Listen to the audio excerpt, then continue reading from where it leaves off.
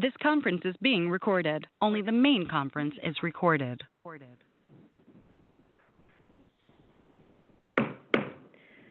Call the meeting to order of the Underground Safety Board and the Annual Education Outreach Meeting and Business Meeting at 1:04, September 9th, 2024. Before we begin, I'd like to welcome our new board member, David Sorum, and I'd like to give him an opportunity, Member Sorum, the opportunity to tell us a little bit more about yourself.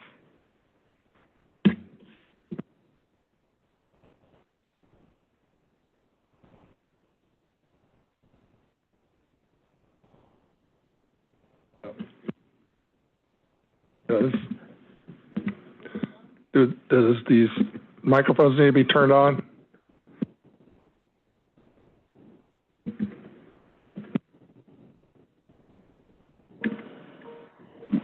You should be able to turn your microphone on. There's a button.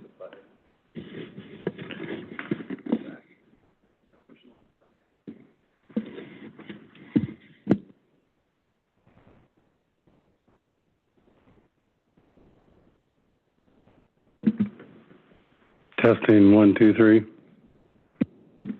Test.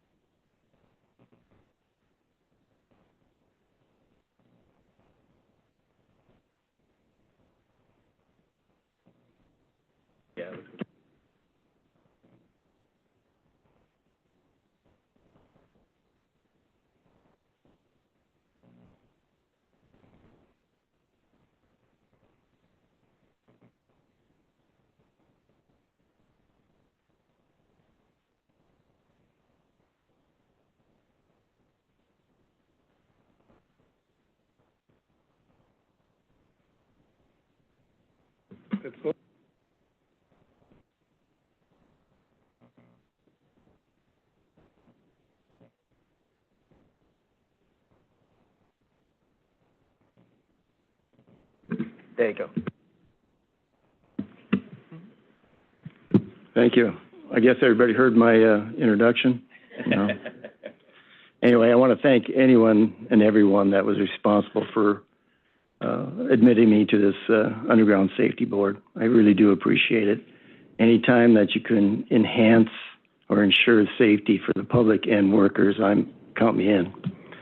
A brief history of myself: I'm a registered civil engineer. In fact, this September is the 40th year of my registration. Prior to that, I started at LA County Flood Control District in 1982, and that LA County Flood turned into LA County Public Works. I was there for over 10 years, and then I left and worked for a contractor for roughly 7.5 years. And then the year 2000, I been in partnership with the owner of the company, Mike Bublo Construction. I'm president and roughly 50% owner. I've been active with the engineering and construction community throughout my career, and I look forward to serving on this board. And if anybody has any questions or anything, I'm willing to answer it right now. All right, thank you. All right. So just as a reminder, we'll be following the typical guidelines, so there will be no answering questions unless it's on the agenda, right? So sorry about that. We'll go ahead and ask our secretary to roll call. Charland? Here. Johns? Here. Johnson? Present. Munoz? Present. Sorum? Here. Voss? Here. All right, thank you. So we'd like to begin this meeting by acknowledging that we gather today on the ancestral homelands of the Cahuilla, Tongva, Luiseño, and Serrano peoples, and all of their ancestors, descendants, past, present, and future. Please join me in expressing our deepest respect and gratitude for our Indigenous neighbors and for their enduring care and protection of our shared lands and waterways. All right, so some business. In the event of an evacuation, proceed out of the auditorium back to the back of the room, walk through the lobby to the exit and exit the building. Once we've gotten the all clear that the emergency is over, we can resume the meeting and come back. All right. So for those of you who've been to meetings before, we'd like to have audience participation. So for those of you who are here and like to share a public comment, the way that you do that is you go ahead and walk up to the podium over there, and you can go ahead and just start speaking. And for those of you who are on the webinar, how many do we have on the webinar?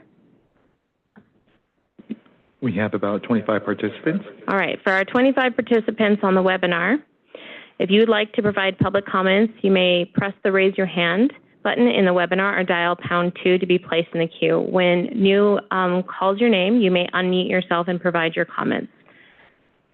All right, so there'll be a slight change in the agenda today. Item 9 is estimating the economic impacts of the map accuracy regulations, and that will be heard after item 11. So for those of you on the call, make a note. 9 is moving to after 11, 811 center membership termination regulations. All right, so now it's time for public comments. Anyone in physical presence today, if you'd like to make a public comment on anything within the board's jurisdiction but may not be on the agenda today, go ahead and walk up to the podium and go ahead and give us your comments.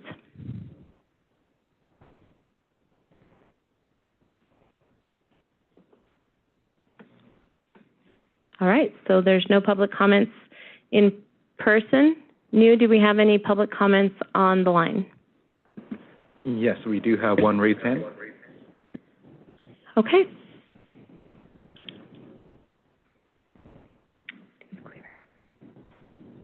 Good Go ahead. afternoon. Good afternoon, board. This is Steve Cleaver. I believe you can hear me. Yes, we can hear you. Go ahead. All right. Thank you very much. I just wanted to take a moment to revisit the board's work on making a recommendation to the governor's office to remove the exemption for emergencies from the language in Government Code Section 4216.2 sub B. While I'm certainly in favor of creating an environment where contacting 811 for every excavation is encouraged and even required, I do think that there are some times during certain utility operations where contacting 811 may have an adverse effect on the 811 system, and I'll do my best to give a couple of examples. This is something I didn't consider until a couple of weeks ago after we had convened last time and had some discussion over this, and only after reflecting on our efforts to improve the use of the 811 system during some of our emergency operations. An example of this would be during leak survey activities for natural gas utilities. During leak survey, the presence of gas may be detected and the leak investigation commenced by the leak surveyor. That activity may include initial probing to determine the scope and concentration of that gas leak.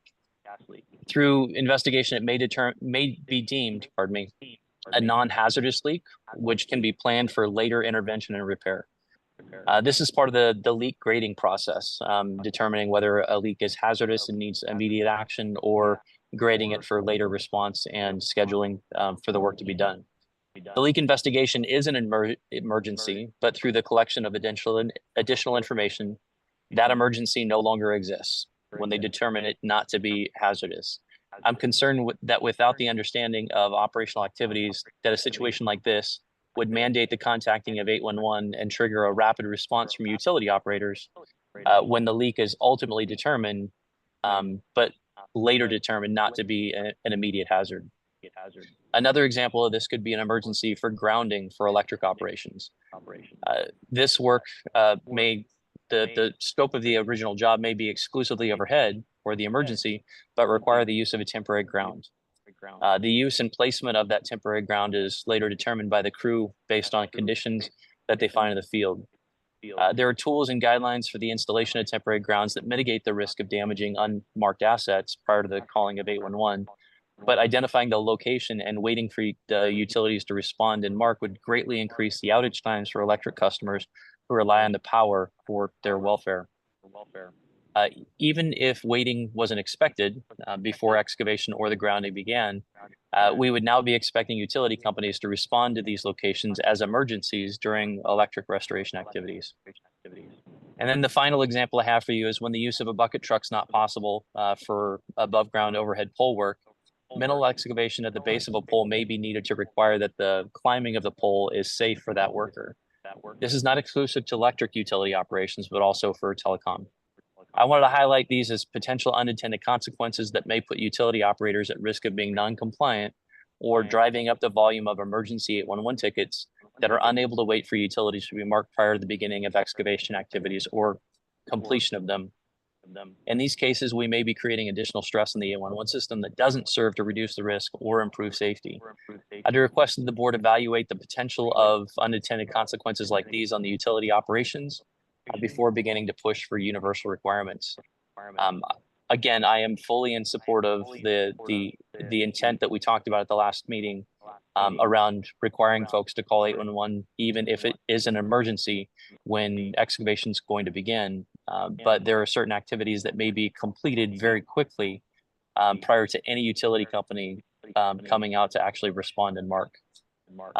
I believe that utility operators can and should contact 811 emergencies, but there are certain activities for daily maintenance activities that may still benefit the industry with continuing exemptions. And that's all I have. Thank you very much. I appreciate your time. Thank you. Miu, are there any other public comments? I do not see any more raised hands at this moment. All right. So we'll move on to item number 3, which is approving the previous meeting minutes.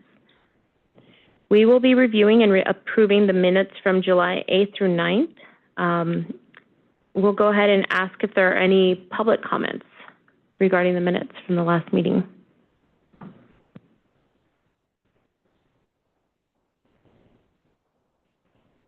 All right. Are there any webinar comments regarding the last meeting minutes? I see no raised hands at the moment. Thank you. All right, board, are there any corrections to the minutes as distributed? All right, then I'll be accepting a motion to approve the minutes as presented. Madam Chair, I accept the meeting minutes as presented. Is that a motion to Yes. approve the minutes? Okay, thank you. A motion was made by Member Johnson. Member Voss, I second it. Thank you. A second was made by Member Voss. All right. Please vote by saying yes or no or abstain when your name is called. Go ahead and, Madam Secretary, go ahead and please take the roll. Charland? Yes. Charland, yes. Johns? Yes. Johns, yes. Johnson? Yes. Johnson, yes. Munoz? Yes. Munoz, yes. Sorm? Abstain. Sorm, abstain. Voss? Yes. Voss, yes. All right. So it sounds like the minutes for the July 8th through 9th are approved.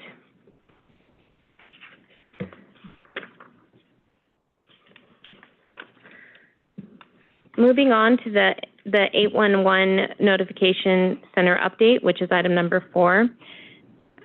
The Notification Center will provide their metrics and update activities. Who is going for us today? Thank you, Ms. Timon.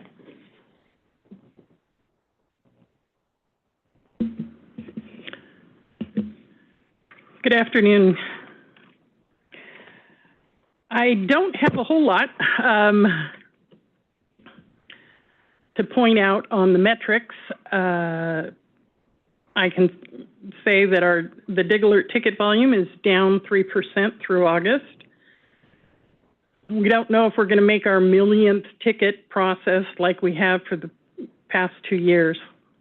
Historically, October is usually a busy month, but it's also an election year, and historically, election years, people don't know what's going to happen economically and usually hold off until after elections.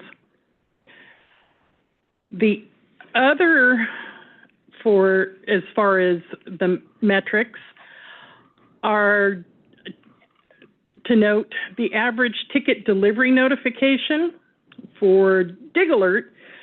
We are now having more members using webhook for delivery of tickets because email is not a secure method. USA North highlights that their call volume has decreased every year since 2017 because they have more tickets processed online. But this year, it's not following that trend. Call volume has been up 4 of the last 5 months compared to the same months in 2023. And year-to-date through July, USA North's call volume is up 2.5% over 2023. They don't think that's necessarily a bad thing, just something to monitor. Their ticket volume is up 12% in California year-to-date through July. Other than that, the stats are pretty much the same as we've been reporting throughout the year.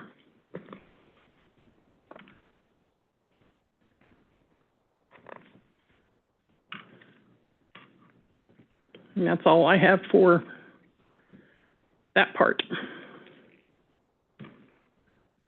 Unless there are any questions.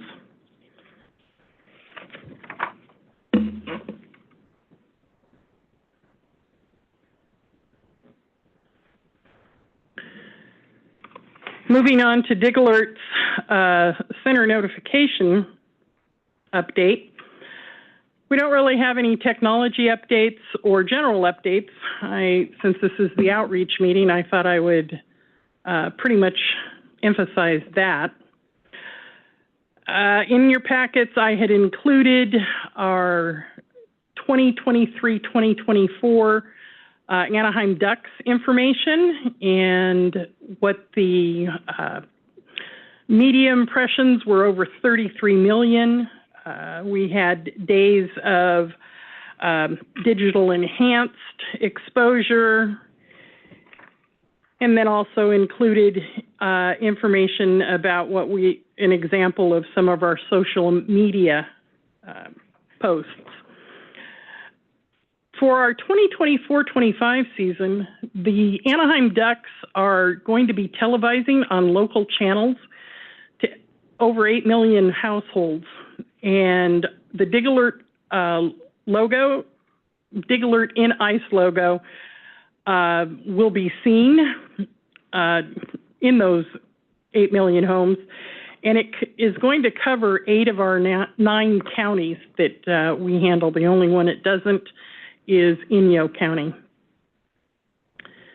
And just as a note, while they say real estate, it's all about location, location, location, selling the 811 process, it's about repetition, repetition, repetition. Not getting tickets in California is the #1 root cause of damages. All we can keep doing is repeating about contacting 811. And that's all I have about DigAlert, unless anyone has any questions.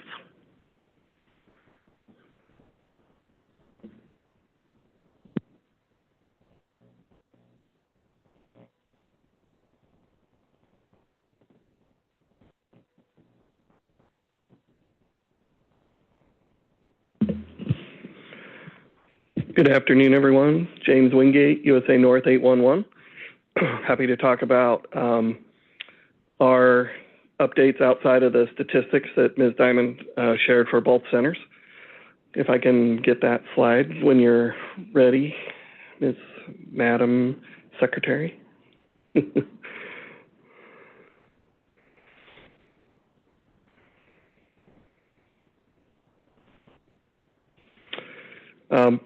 Probably the biggest news at our shop in the north is that we recently, in late July, launched our planning and design website.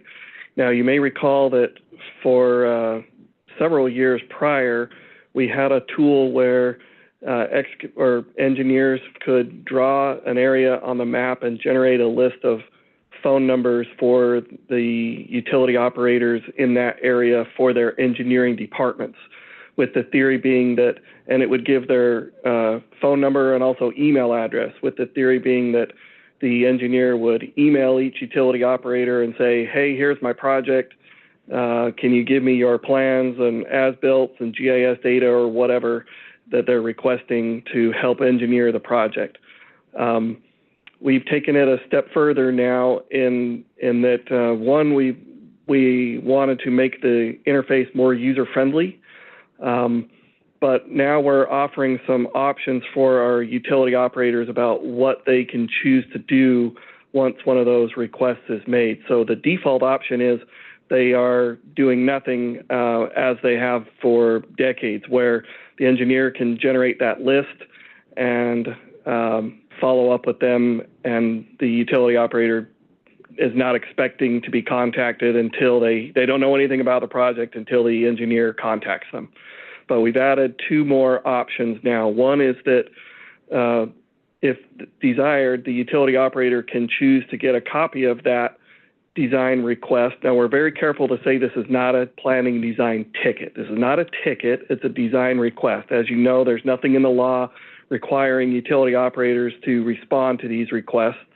But the goal is we want to encourage the use of that system by engineers and designers so that they don't create regular tickets pretending that the work is shovel ready when really the project is in the design phase. And then that burdens the system, and the locators in the field are playing this game of boy who cried wolf and determining whether or not that ticket is a legitimate ticket if it's really excavation ready as opposed to being in the design process. So anyway, we're trying to do what we can at the contact center to try to make that flow a little better. And so we've created three options. So number one, by default, is the utility operator gets nothing. The engineer goes about their process the way it's been for many years.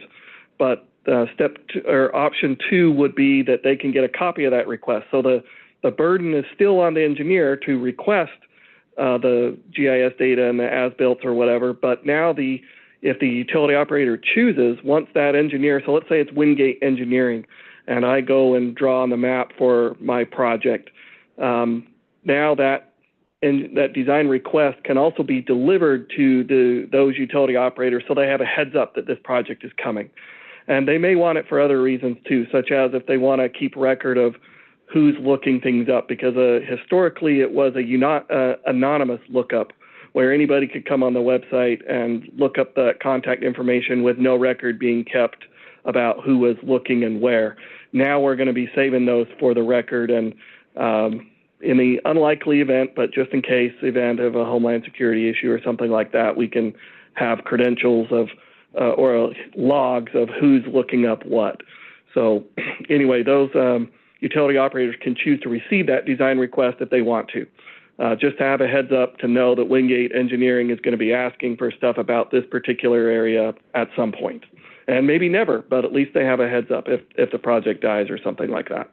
And then the third option is to be able to actually ingest the design request using technology. So for example, we would deliver the area of interest, or the design area polygon that was drawn on the map. We would deliver that as the string of coordinates that make up that latitude, longitude bounded area, and give that to the utility operators so that they can employ automation. For example, Verizon, the big telecom, they said to us when we were talking about this new way to, if they wanted to receive the design request, and they said, well, I don't want my engineers spending time pulling these as-built for these projects. I want my engineers doing engineering, so can't we automate this? And so the strategy is going to be for option three is that when we not only deliver the design request, but we make a way where that utility operator can have the design area polygon go into their GIS and grab a geofenced area based on the polygon that was drawn and pull that back and deliver it right to the engineer immediately, so that they have an idea of what's there in near real time. So they would get it in 10 minutes or something like that. And so we've had so far only two utilities, both telecoms, who are interested in doing that. But and of course, there are options where you don't have to do it every single time. The utility operator could say, oh, I trust Wingate Engineering. I know they're legitimate. I'm okay to have their stuff get automated. But if it's a different one that they don't know or are not familiar with, or they're not a second party working for them or something like that, they can say, we're not going to send it to them automatically. So anyway, the point is we're trying to offer flexibility for the utility operators to have a heads up about these things. Now, I know the board is working on planning and design as far as, do we want to make that mandatory for utility operators to respond to those design requests in some way? And what's the time frame going to look like, and what's the response going to look like? Is it going to be provide maps, or is it going to be provide paint if the maps are not up to a certain level of positional accuracy or something like that? Anyway, we're attempting to do what we can without legal guidance or without a legal framework to at least make the process potentially go faster and more conveniently for the utility operators, and hopefully for the engineers, so that they will be encouraged to use the system, as opposed to what I mentioned before about pretending a project is shovel ready when really it's not, and creating a regular locate ticket when really they're not ready to actually dig. So that's the ultimate goal overall. But that's probably the biggest news for us, as far as we just rolled that out in late July. I don't have any numbers yet of how often it's been used, but we have had several people say they find it easier than it was before. As far as now it's the same base map that we use for creating tickets, as far as it's on top of Google Maps. So it's the high resolution aerial imagery, and you can zoom in close and draw it as tight as you want. So that's the attempt there. Happy to answer questions about that if people have questions. Not yet? Okay. In that case, I guess you'll do it at the end. In that case, I'm going to turn the time over to Colin Miotti, who is our Marketing and Education Director, and he's going to talk about some of our outreach updates that we've done over the past year. Since this meeting today is focused on education and outreach, I asked our most knowledgeable staff member to talk about our efforts over the past 12 months. All right, good afternoon. And is there a way you can get the outreach update slide up there? Oh, there it is. Perfect. Thank you. All right. So we are continuing our efforts with our in-person presentations. So we have two different types. We have our SAFE events, which are safety awareness for excavators events, where we host and rent out a building and then send out invites and get contractors and anybody that's digging in that room, and then go over the law presentation. In addition to that, we also have a presentation request where we call direct presentations, where we go directly to a contractor's office and do the same law presentation, go over best practices, and then some center updates and any new features that we have going on at our center. On the next slide, there is a safety fair that we partnered with San Jose Water Company. This one happened recently, but we do a lot of these throughout the year through requests through our membership or other contractor companies, where we're partnering with them and helping answering questions and just being a resource. Next slide. As James mentioned, we launched our planning and design platform recently. So we did an email blast to all of our engineer contacts and then to our excavators. In addition to that, we also did a training video of how to use the platform. So we wanted to make sure it is fairly easy, but we wanted to make it even more easy for people to learn how to use it if there's any questions. So we have a media team that does that, and we found that to be the most effective way rather than doing in-person presentations on that. So you can watch it on your own time. There are video links to that as well. Next slide, we also did a new brochure. We're pretty excited about this, even though this isn't the most exciting thing, but another piece of collateral that we could hand out to homeowners when we're at our different activations, or even, some of our team have these in their cars. We have our vehicles car wrapped, so a lot of times somebody will come up to us at a gas station, and it's easy just to hand these out, give them a little education about 811. Then the next slide, we partnered with the National Common Ground Alliance to send out an email blast for a public service announcement campaign that they did. They had they're calling it the Be a Good Neighbor public service announcement. Basically, In this video, they have a series of them, but it's a social media influencer that is doing a stream. Fiber gets cut, so now she can no longer stream, and it's impacting her and her followers, and it's just kind of trying to tie in today to the younger generations. There's a couple other videos that do different scenarios, but that one was the first one that came out. And then, of course, we had, on the next slide, 811 Day. We did this through social media where we posted various graphics and then tagging people and then hoping that they repost it and share the message, you know, municipalities, cities, law enforcement agencies, emergency services. There's an example on the right, Contra Costa News reposted our graphic, and just a quick reminder on 811 Day. And then on the next slide, we partnered with Pacific Gas and Electric on a mark and locate demonstration that they did in the city of Sacramento with Sacramento Fire Department. So you can see there's some pictures and media there as well. And then the next two slides are from our 811 Day campaigns a little bit further. One of them is in Reno, and the other one was in Las Vegas. So we did activations there. You know, in Reno, we do have a lot of bleed over with California excavators that work in both states.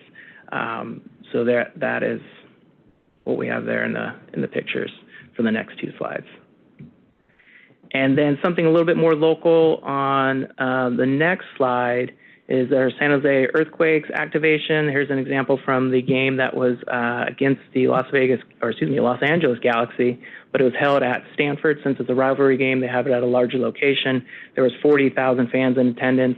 We brought out our giant wheel that we bring out for our larger activations, similar to the World Ag Expo in Tulare. And on the right side, you can see the first arrow shows where the prize wheel is, and then we had quite the line of people waiting to spin it and learn about 811. Highly recommend. I don't know what it is, but people love wheels. So if your organization doesn't have one, if you're trying to be effective, definitely invest in one. We have two sizes. This is obviously a giant one that's 7 foot, but we also have that 24-inch one on tabletop that's easy to transport. Then the next slide shows our professional and college campaigns that are going on. On the left side, you'll see we have our damage data per 1,000 tickets broken down by county. So we try to have a public outreach campaign in those counties. So our Oakland Athletics, San Jose Earthquakes, Fresno State Bulldogs, and then the Sacramento Republic. And those correlate to our high damage areas where we're really trying to get the awareness message out. Then the last three slides shows our education numbers.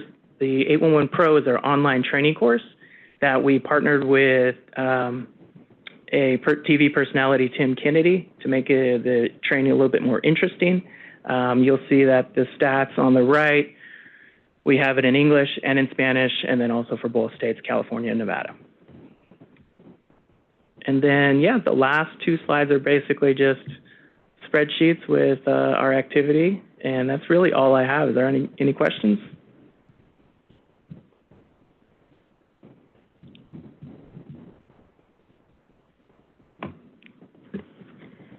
Thank you.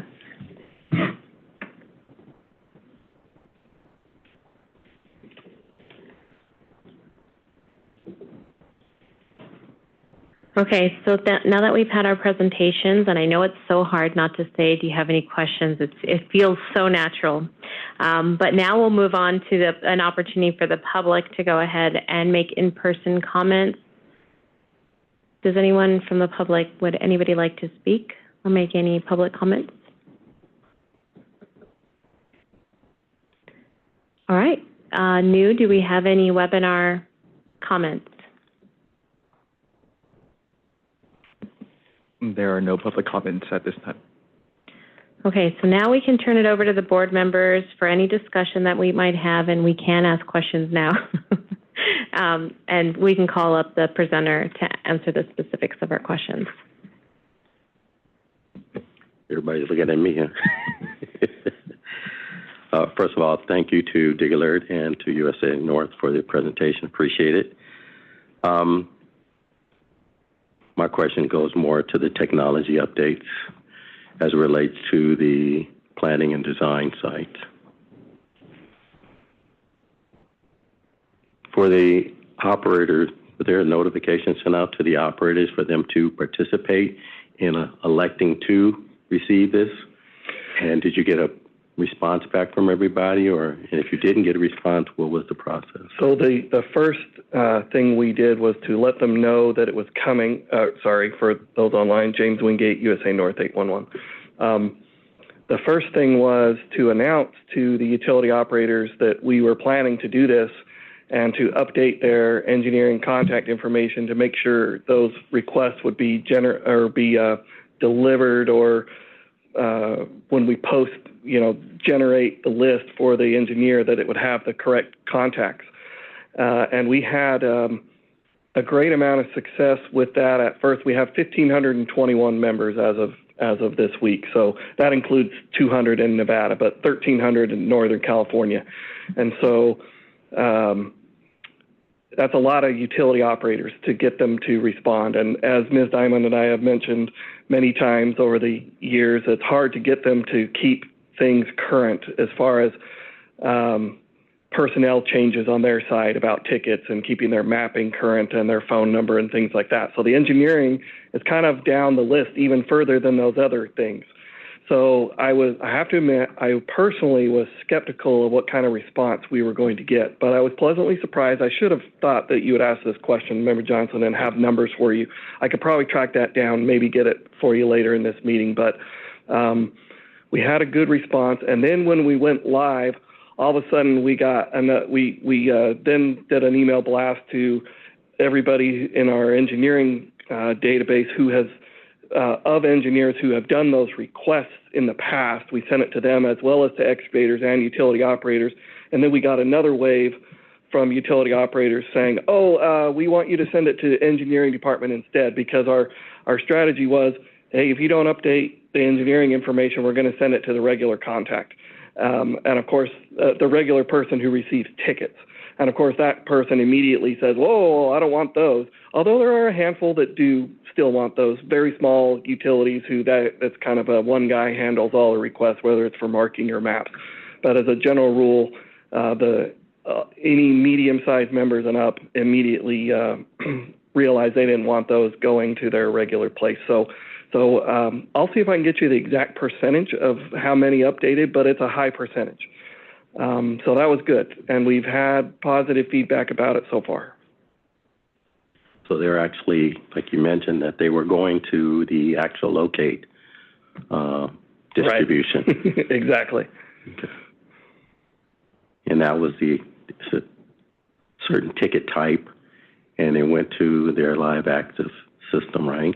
Well, no, that was not delivering. That was just for generating the list of contacts. When the engineer goes on the planning design website, which is a separate platform from the ticket one, so the design request, all that does at first is generate the list of here are the contacts. So I did a test one for our office area in Concord in Northern California. Member Johnson knows, but for the others and those online. So the utility operators in that area, City of Concord, Contra Costa Water District, AT&T, Comcast, PG&E, et cetera, Central Sanitary District. And so if somebody were planning to widen that road in front of us, for example, then and they draw that design area polygon on the map, it would just give their phone numbers and email addresses for those design departments. So it's not delivering anything unless that operator elects to do that. So they've been made aware of those two options yet. I should have numbers for you we just rolled it out in late July. And when I say late, I mean like the 28th or something like that. So it's only been in place for a month and a half, I guess now, pretty close. I'll see if I can get some numbers about how many operators are choosing to actually have the design request delivered to them versus it just being the default as it's been for many years of here's the phone numbers and it's on the burden still on the engineer to follow up from there. So can you have multiple email addresses or distribution points? Yes. Or is it just limited to one or two? Oh, there's only one primary. I'm not sure if we could have multiple. I should know that. I don't know that off the top of my head. I know there have been some where some big telecoms, for example, want all the design requests going to a certain place, and they might provide an email address that is something like engineering@wingatetelecom.com. But others, Pacific Gas and Electric, for example, they have 20 regions, and so they'll have it go to each region's engineering department for those localized requests. So it's all across the board, but it's really up to the utility operator to tell us how they want. If they want both, it gets a little tricky about, do you want to divide up your notification area into one giant one or multiple? I just got a confirmation it's only one delivery contact for now for the engineering also. When you mean for now, that means it's going to be available or may be available, or are you thinking about it? Thinking about it. Okay. I'd love to make as many options as possible. It's probably more of a how difficult is it technically, is it worth the cost, et cetera. So right. We'll look into that. And then another question was regarding the polygons. So most utilities, when they do a polygon, it's not down to the actual location on the street. Correct. It's an area. So is that the point that you are saying, are you going to be able to get it down further than from the polygon, providing they provide that information to you?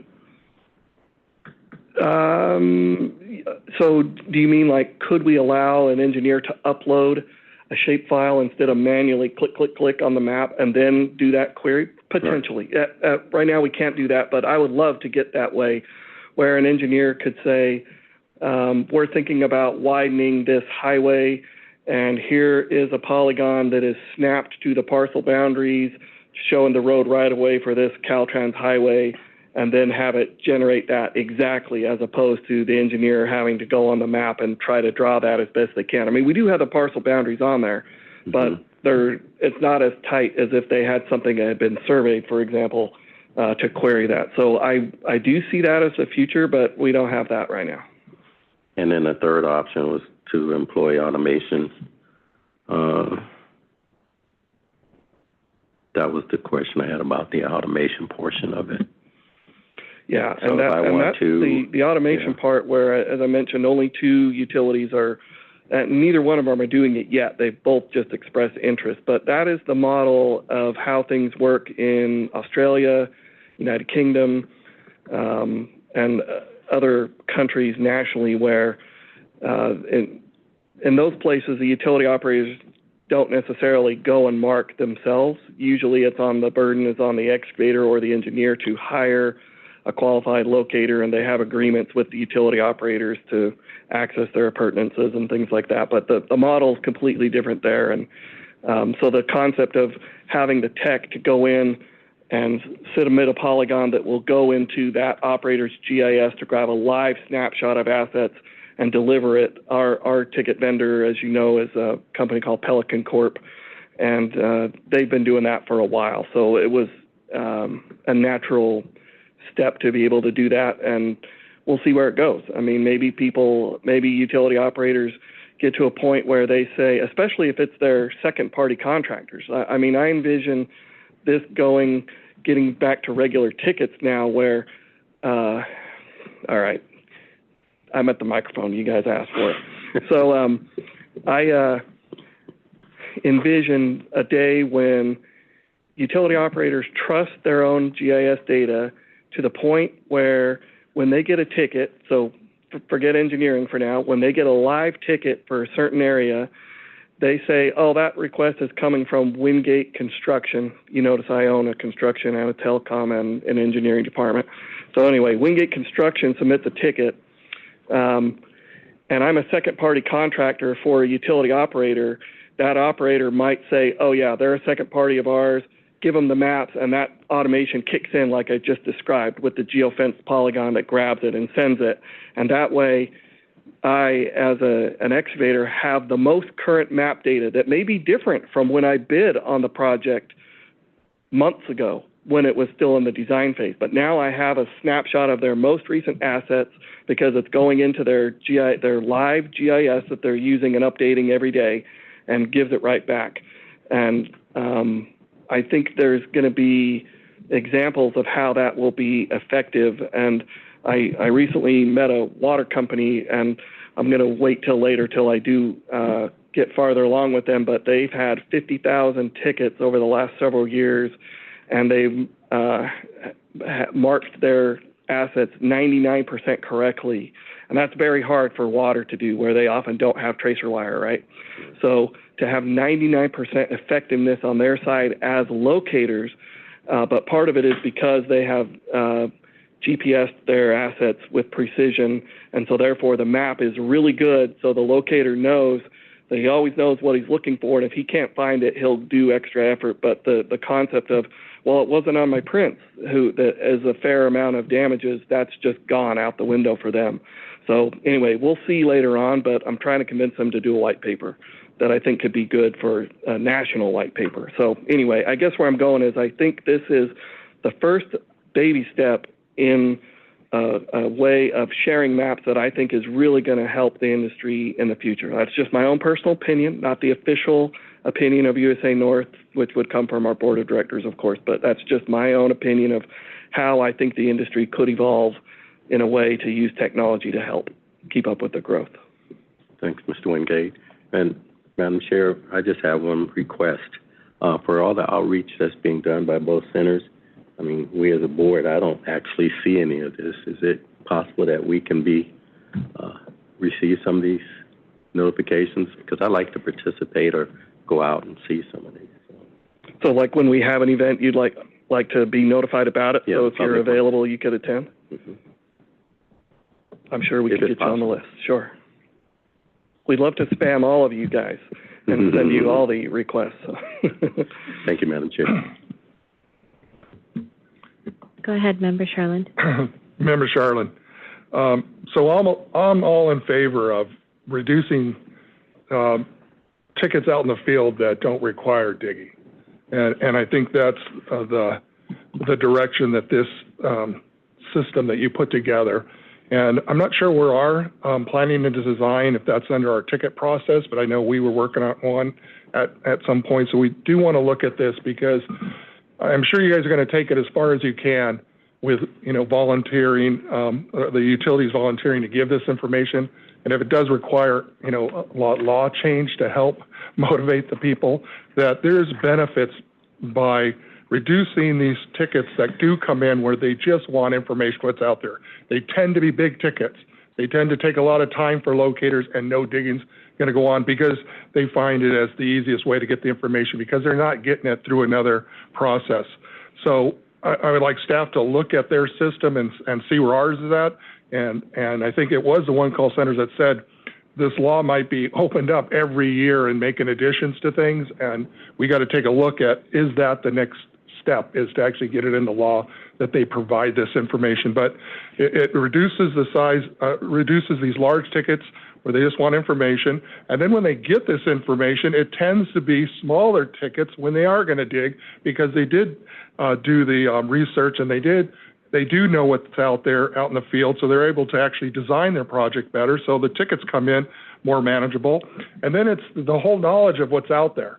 And that's the benefit of safe digging and knowing what's out there in the field, that if something you see on a map and you know it should exist and a locator misses it or doesn't mark it, you can ask questions and that produces less damages. So I'm all in favor of this, and where the staff needs to help out by reviewing your program, and if it takes a law change to put it in the law that they will provide this, I see this as a benefit to to our ticket process, reducing tickets and being safe overall. Thank you, Member Sherlin. Yeah, I really think the way the Underground Safety Board, meaning you as a regulatory body, but also USB staff, can help that process the most is the enforcement side. As far as right now, I can do my best to tout the benefits of everything you just said about tighter tickets when the time comes, better bidding up front with more risk that's known by the excavator so they can give a more accurate bid, less paint in the field that homeowners complain about when the whole street is marked up curb to curb plus into the properties on both sides when ultimately the job turns out to be one trench or something like that. That's the kind of thing that drives the property owners nuts. So all those things can benefit, but again, I'm just attempting to tout the benefits. It would be nice to have the stick and not just the carrot, I guess. And you guys wield the stick. So Member Johns, as you know, I definitely concur with improving the design ticket, the process. Design request. Request now, but yeah, overall the design ticket plan moving forward, but the request, appreciate you taking that on, doing it. I do have a question. You said on your current trial since July, it automates the operators to at least, if they want to see the request direct, correct? Is there a notification back to the engineer that who asked to have that then? So yes. Yeah, so that's an important step there. Right. Otherwise, they're going to either blast everybody again. Yeah, exactly. So they'll get the list of, here are the operators, here's their contact information, and then here's the status of, did they choose to receive the ticket from the design request. This is going to, we're trying to be very careful to not call it a ticket because it's not a ticket, right? It's a design request, but we're so used to using the word ticket, we meaning everyone in our industry, that it's hard for all of us, but so there is a column on there that says, here are the operators in the area that you drew, here's their contact information, and here is the status of whether or not they chose to receive the design request, yes or no. And right now it's all, that test one that I did just the other day was no for all of them so far. So the part about them starting to receive that, we're just now starting to try to sell that to them or try to convince them of the benefits, because it depends on who you talk to. Because if you're talking to the frontline guy, he may say, it's just another thing to do. If it's not on my mandatory to-do list, it'll have to wait. And so it's probably going to be slow going, unfortunately. Some of the big ones I can see some large utilities wanting it, who are a little more strategic thinking of the long term and not just the day-to-day of tickets that have to be responded to, and now their design requests also, but someone who's doing some analysis about, okay, we have this many tickets and we forecast more coming, and if we can help that process go smoother and things like that, because there are some who are very proactive, and kudos to some of the contract locators especially who do analysis of how much time they spend marking per ticket, and even if for example, even if the ticket volume is down in terms of number of tickets, the amount of time spent in the field per ticket is up significantly.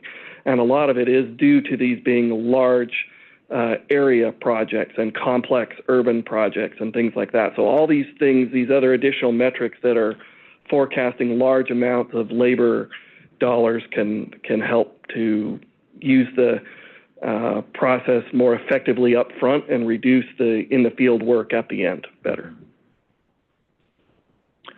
Yeah, like Member Charlin said, that is kind of a result that will come from this, especially big projects, design projects, where you start getting the information early, you start designing around it, you avoid extra digs and things like that. Right. And then so just kind of more of a comment, but yeah, if we want to avoid the term ticket, then maybe get with our USA South and get us on the same page, because I'm submitting design tickets quite often. So design requests quite often. I'm saying on South, they're tickets. Yeah. So okay. And that sounds more official. Yeah. So no, I like the idea of doing the request. I'm fine with that, but just make sure we're and to be fair, I can't speak for DigAlert, of course, but they have the lookup tool also with the list of members and their contact information for the engineering department, and they've had that for many years. And so if that's working well in their territory, it's not my place to the situation. The Northern California and Southern California are quite different in some ways. So I don't know what the climate is for that type of thing. But obviously, from a legal perspective, if there's a law change, then that would be a statewide thing. So, yeah, we'd want to have all the utility operators of both contact centers involved about that type of change if it becomes law or regulation. Good, thank you. Okay, thank you. Are there any other board comments? Otherwise, I have some questions myself. I guess I want to start with Member Voss. I have a question for you, actually. If you look at the type of tickets that were coming in, it looks like the ACE tickets, there's some fluctuation on the ACE tickets, and I was wondering if that's something that we're going to be, is that typical, or I guess I kind of want to, I guess that would be page 11 and 10. Is that something typical that we're seeing, the amount of tickets coming in? It looked like we had a huge spike in May, but I don't know the growing season, so does that look pretty typical? Well, Member Voss here, I didn't, I probably should have asked Mr. Wingate again for more updates on by county. I don't think that's in there, correct? It's not in there. That's not part of the template that the Underground Safety Board staff has requested from us, but we do have a report that does it by county, and I could pull that up and email it to Ms. Riggle if you want to see that. That's only for the north, of course. I'm sure Diggler has something similar in the south, but I could pull that up if you want to see that. Madam Munoz, I looked more at the overall what we were on track at for an annual basis, and it looked like we were on pretty good pace still for USA North, but Dig Alert territory had fallen off. We're just we're going to continue to struggle there, I'm afraid. Okay. All right, thank you. Moving on to the design tickets, I have I'm hearing that you might need some support in some of the descriptions of what you're saying, so I want to make sure I captured them all. Some of the things that the design tickets are going to depend on is really updated GIS and shape files, right? So I heard that. Updated contact information and the ability to have multiple contact information for engineering and design departments. The automation is going to require, again, all those other two things, but the ability for those two parties to be able to share the information back and forth in real time. I did hear the need for training, but it sounded like your outreach put together a video, so that's pretty awesome. I do have a question on the pushback. In some of the, throughout the year, we've heard that there has been some pushback from owner-operators that are saying, hey, if you want a design ticket, you have to pay this extra fee. And I was wondering if, I know we have design tickets now, and then we're looking at design requests. What has, I guess for both of you, what has that pushback, if there has been pushback, what does that look like? What does that sound like? And what support would that need to kind of just move over to more, I guess, acceptance of this change? I've been talking a lot. Do you want to go first? Okay. Not really. Oh. Your stuff.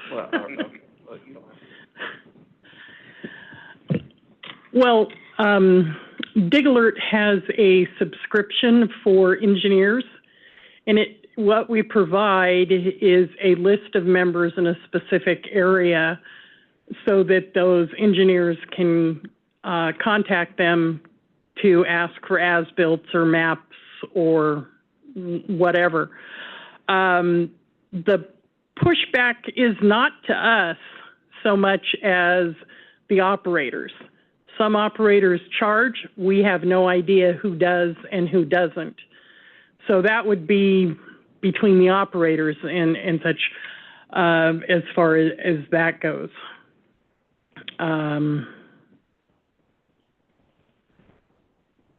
What type of, you haven't had pushback on that, have you?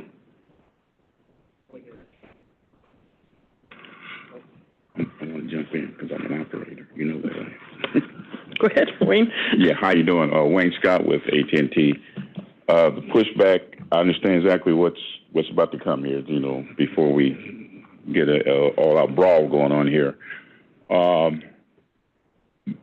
Member Johnson, Member Charlotte, you guys just let me talk Don't cut me off, okay? No, we have a damage prevention single point of contact email that comes to us from USA North and Dig Alert regarding as-built.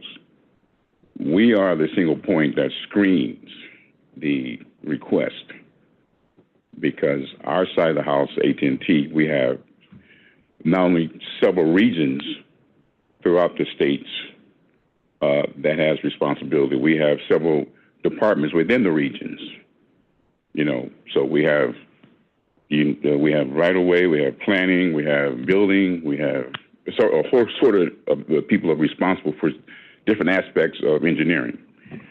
So when a request comes in, we screen it. Say, okay, well, what are you working on? What do you need? And I'm gonna give an example I just had maybe a couple weeks ago. There's a person emailed, and we called them. He said, I'm working on trying to get my utilities from overhead to get them to a place into underground. I need to know where to tie in to your termination, your distribution terminal, to get this done. And I said, I think that's a business office call you have to make for that. And the pushback to them was no, because USA Dig Alert says, no, you're supposed to provide me that information, as far as the maps. Turns out it was a residential property. We don't have cables going to residential properties. It's a service line. There's no engineering records of service lines to give you. We try to explain that. So this might get into a little bit of outreach training as well. Some things, we have maps for, other things we do not. And then again, it's a deal where even if it was a commercial building, where there was, say, a distribution cable that you're trying to get just a termination for that, you would still need we would have to get that to the particular engineering person, which we will do, because, they would have to be involved with that strictly, right? But sometimes it comes down to people are thinking that we are not providing what they feel that they say that we are responsible for providing. And so there is some back and forth with that. And so I don't know if you guys get any complaints about that, but that's what our experiences have been for quite a while. There are some situations where there is some charges involved. Just depends on what the project is, Could be something where they want us to, give them some real deep, real in-depth underground structures where it's like, well, that's going to cost money to go in, omit some things for security reasons, which means there's a cost involved. So we can't eat the cost if you need that information for what you need it for. So for the purpose of staying secure with our network, Homeland Security involved and all that good stuff, we have to do that. So just have to be something for you guys, be something good for you guys to know when you get pushback about AT&T. Thank you. Okay. And I guess the last question I have would be for either one of you would be, what is the impact of the base map accuracy if we're going to share shape files like that? What is the tolerance that is doable now? What does that look like? James Wingate, USA North 811. Let me back up for just a second. If I can follow up on Mr. Scott's comments, I think that's an excellent example of how a large telecom would be impacted or is impacted currently by these types of requests. Usually the complaints I hear, I don't get complaints from engineers saying that they're upset if AT&T wants to charge them for that information, because there are a lot of studies that show that the engineering homework done up front is far cheaper than redesign when the project is way down the line.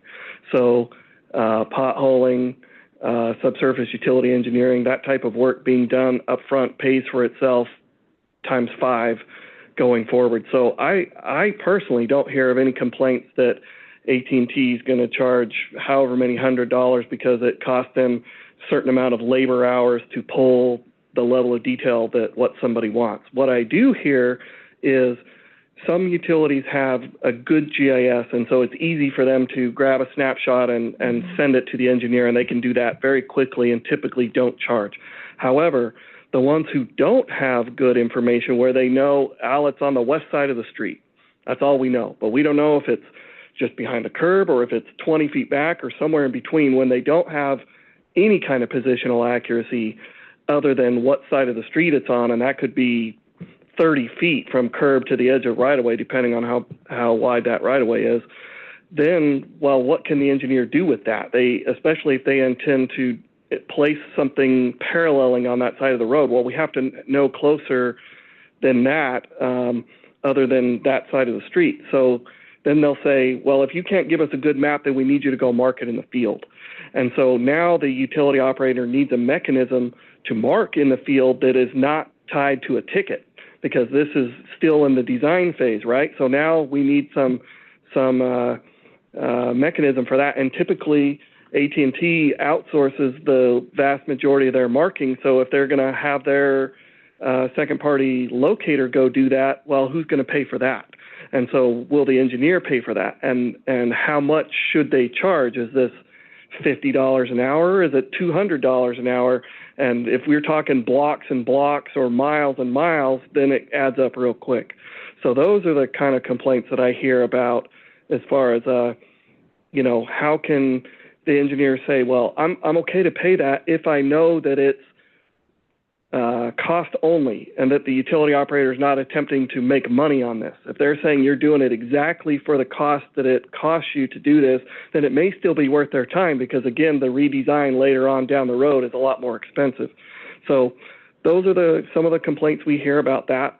As far as to get to your question, Member Munoz, about, Madam Chair, about the base map, I don't think we're ready to get to survey level stuff, and the surveying community can weigh in if they have comments. I'm sure they will if they feel appropriate. But right now, we're having the utility operators. It's the same what we call area of interest area that they do for tickets.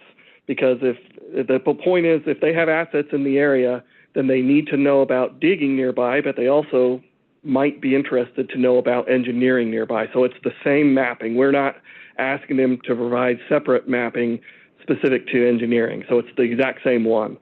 If they choose to do it differently, such as for distribution and transmission, they can do that on the ticket side and on the engineering side, but it's kind of tied to their station code, we call it, or where it gets delivered. So PG&E, for example, has like 20 station codes, like I talked about before, where the engineering requests go to each department for different areas, whether it's Sacramento versus Monterey or whatever. Does that make sense? So, and sorry, the last part was about uploading the shapefiles. Yeah, I do think that's the future, especially for big projects. I mean, say you're talking something big like the light rail coming from SoCal up to Sacramento. That's a massive project. That's a perfect one where a shapefile would be great because the surveyors have already lined that out, and we know right-of-way edge to right-of-way edge. It's done with precision. They could easily upload that to us, and we could give them the contacts for that whole stretch, and then they can be in better coordination all along the way. That would have been great before the land was purchased, to be right honest. Well, they were still looking at their options of how to do things like that. Same with the middle mile fiber stuff that's going on now as part of the BEAD and all types of telecom projects. And then my last question, thank you, Mr. Wingate, is in our packet right now, we don't necessarily call out these design requests, design tickets. Is there a way, and this is not to be answered now, but for us to kind of look at that? I know we've done a lot of work to harmonize these, so I'm not trying to give more work, but it would be nice to have those numbers, I think, to Member Johnson's question. So if we can consider that for the future going forward. So just to summarize again, and I think this goes into the design ticket subcommittee and it goes to staff. I guess like the areas of focus is looking at the enforcement of updated GIS files. How does that look in this process? What is accuracy versus precision? It sounded like accuracy does not necessarily require surveying precision right now. And that would just be if we updated and had accurate shapefiles. The ability to have updated multiple contacts, updated contacts, and then the ability to have multiple ones. And I think that the training for use and design and that outreach aspect of it, and then just starting that process of having that design request cost consideration, not necessarily that that there's pushback in either way. So I think those are the big four. I think I just described four things that I'm going to ask staff and those subcommittees to consider when they're looking at the design tickets going forward. Is there anything else that any other board members would like to discuss? Member Voss here again. Chairman Munoz, I just wanted to comment on the ACE ticket again, just looking a little closer at the statistics. The Dig Alert pace is a little bit off, down from 12.5 average for the year last year per month versus about 9.6. And USA North is up just slightly, a couple. So I would just say that things are moving as far as the May, it may be a coincidence, but I know with our own company, we had a meeting where I stressed to our farmers that they ought to look at their ACE tickets. And of course, as you know, we are in both areas. So that could be part of it. With regarding to Member Johnson, I can attest to USA North. If you want communications on what's going on, they're more than willing to send them to you, because I received a handful of them myself. I do have a few updated stats for that, Member Vasa. Our year-to-date for USA North through August is 713, but I will tell you that Kern County, which typically leads us in terms of number of ACE requests, is actually in third place this year-to-date. San Joaquin is the highest, followed by Fresno County and Kern number 3. All three of those have over 100 ACE tickets so far in those counties. So I'd say that's good news. That is good news, yeah. Madam Chair? Yeah, 3 issues about the design request or ticket. The key things here are making sure that the person who's making the request reaches the right person or finds who it is. That's the main problem or the situation that the engineers or designers are being able to overcome is who do I go for the information? Because that takes the longest. And then because they're on a time crunch and they need to know it right away so they can begin doing what they need to do. The second part is, receiving the information. Once they find that person, being able to expect receiving information to move forward. Cost versus no cost. I think the issue with the cost that Mr. Scott had mentioned, utilities don't charge each other unless they're charged by each other, and that's rare. The other concern is giving information to somebody who's not authorized to get the information. Yeah. And that's one of the issues with the operator. We don't just want to give information to anybody that's just going to take it, and we don't know what they're going to do with it. Homeland Security was mentioned. Somebody just looking up for information or going to the wrong resources, and they want a public utilities easement versus going to just wanting to know the cable. There's so many different variations, and it's very time consuming. And so making sure we go to the right spot, giving the right information is what's important. Yeah. Thank you. Are there any other board comments or discussions or questions on this topic? All right, well, thank you so much, Mr. Wingate and Ms. Diamond. We'll be moving on to item 5. The next item is an informational item on the California Regional Common Ground Alliance, CARGA. Chair Munoz? Yes? We do have a public comment. Oh. For action item number 4. we already opened it up for public comments. So there is an option when we miss public comments. There is the IDEA registry that's available on our website, and I'm just trying to keep to the meeting decorum. So it's not that we don't want to hear your comments, but we do have to keep to the decorum. So if you could just enter your comments or your ideas, and that's for everybody. There was some really good ideas here and pretty good discussion here. So if we could use the IDEA registry to capture those. And I'm sorry. Okay, thank you. Item number 5, again, we're going to move on to item number 5, which is an upcoming event from CARGA. So CARGA will provide an update on the Safety Summit, the mock strike, and expo event, which will be held on October 2nd, 2024. Michael Worster.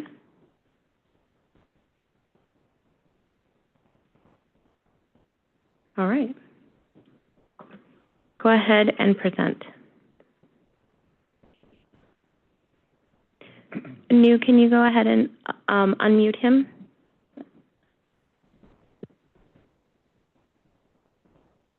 All right.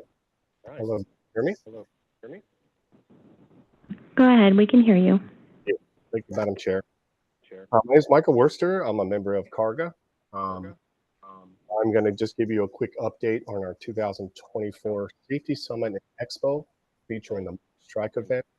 It's brought to you by CARGA, the SMUD, and USA North. CARGA is a regional partner, as we know, of CGA. We're going to be doing this event. We've done about 8 or 9 public events. This will be our bigger one. It's going to be October 2nd, starting around 7 in the morning. This is in Sacramento off of Bradshaw Road at the Safety Center. Most of it will be inside their miniature town called Safetyville.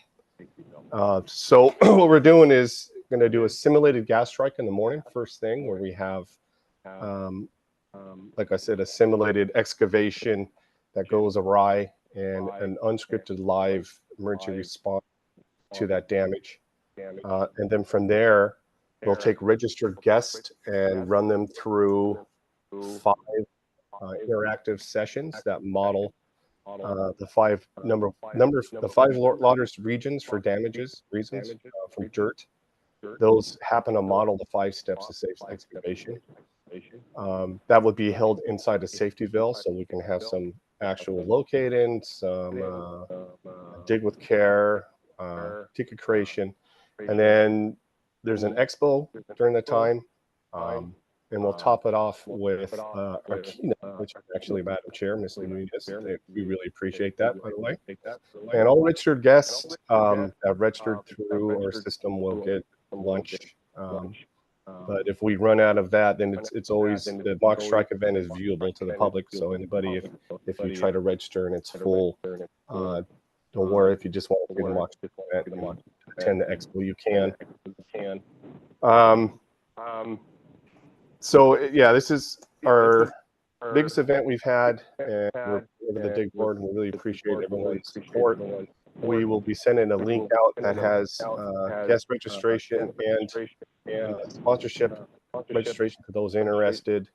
We'll send it to dig board, and they will do what they need. But you can also go to carga.org to find that information. So appreciate it, and I want to let Marshall Johnson know that you are cordially invited, since it seems like you're interested in being a part of these events. So make sure you got the invitation. The whole board will be there as possible. Of course, the Madam Chair is our guest speaker. Yep. All right, thank you. You're welcome. All right, so we'll move on to any public comments, in-person comments first. Are there any webinar public comments?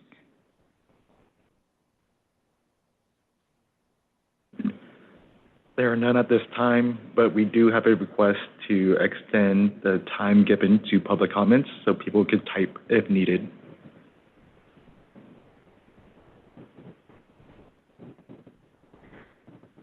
Okay, we'll give it 30 more seconds.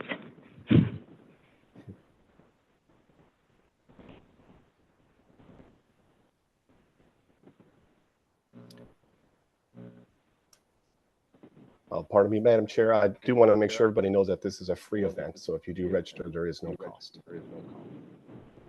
Okay, excellent. Thank you. You're welcome.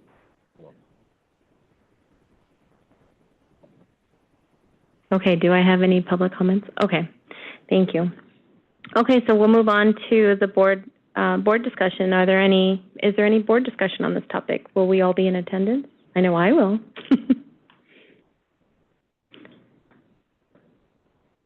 All right, doesn't seem like there's any board discussion on that. So we'll move on to item 6. The next item is an information item on DigSafe Basic Self-Paced Online Course Update. Staff will present a report on the Spanish translated DigSafe Basics online course. I am so excited about this. Mr. Chan, would you please proceed with your presentation? Yes. Let's see here. Let me get this started. There we go. Thank you, Madam Chair. Kevin Chan, Chief of Education and Outreach. So, to address California's Spanish-speaking community, the board's 2024 work plan highlighted a need to develop bilingual training and outreach material. Per California Code of Regulations, the training course is offered as a corrective action for violators of the DigSafe Act. According to the 2019 American Community Survey, 30% of Californians speak Spanish at home, and more than a third do not speak English very well. Translating the education course offers an opportunity for Spanish speakers to complete this course. The training course was developed in 2020, and a contractor was engaged to develop online versions in both English and Spanish. In 2023, both versions are now completed and loaded into the learning system.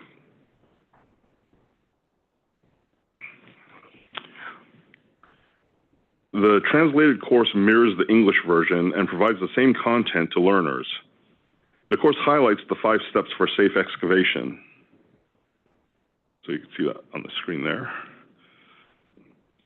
And this is just kind of to give a little bit more information about the course itself in general. Incorporating stories or storytelling into training can be highly effective for several reasons. It enhances engagement because stories capture attention and make learning more engaging.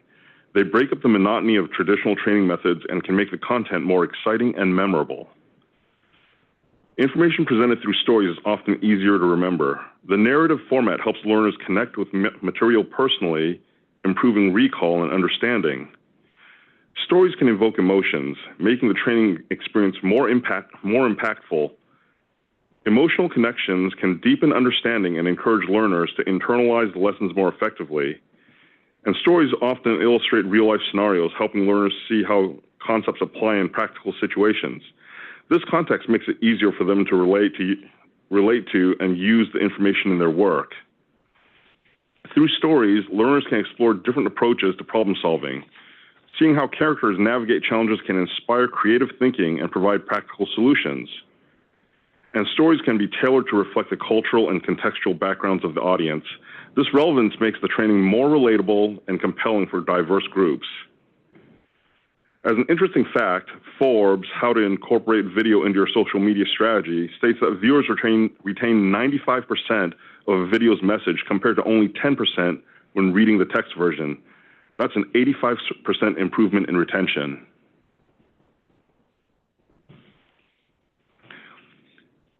According to the 2021 current population survey from the Bureau of Labor Statistics, Hispanics account for 55% of California's construction workforce. So again, we emphasize that the translated safety training materials into Spanish can benefit the construction and excavation industry significantly. Enhance understanding and compliance. Spanish-speaking workers who gain a clear understanding of safety protocols in their native language feel empowered.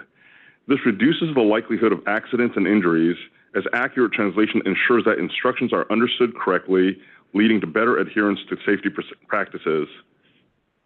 Increase safety. By providing Spanish training, employers can help ensure that safety procedures are followed correctly. This reduces the risk of accidents and enhances overall workplace safety. Improved communication. Effective communication is crucial in any workspace, especially in high-risk environments like construction and excavation. Training in Spanish ensures that Spanish-speaking workers can communicate more effectively about safety concerns and procedures. Reduced misunderstandings. Translating safety training helps minimize misunderstandings arising from language barriers. Providing clear, accurate information is critical in preventing errors and misinterpretations related to safety practices, thereby reassuring the workforce and boosting their confidence. And broader reach. In areas with a significant Spanish-speaking population, providing Spanish language training expands the reach of safety programs, ensuring that all workers receive the necessary information to work safely.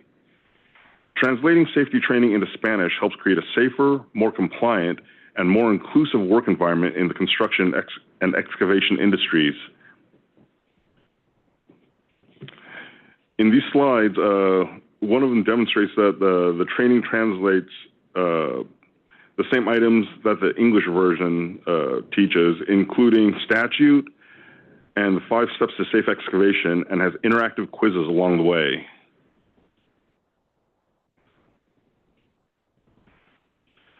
And here's a few more examples of how the training engages the learner with interactive exercises throughout the course.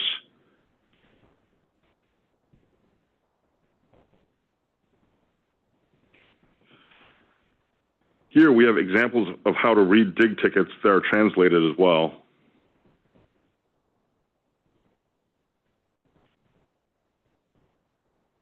And finally, the training contains the same real-world scenarios that highlight mistakes made and lessons learned that are presented in the English version.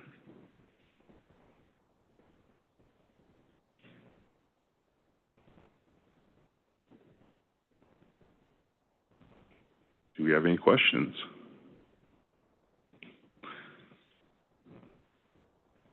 All right, thank you so much for your presentation. Okay, we'll move on to the board comments. Are there any board comments? Madam Chair, I just had a question for Diggler and USA North. Do they have a Spanish version of the ticket? I'm not sure. That is a good question.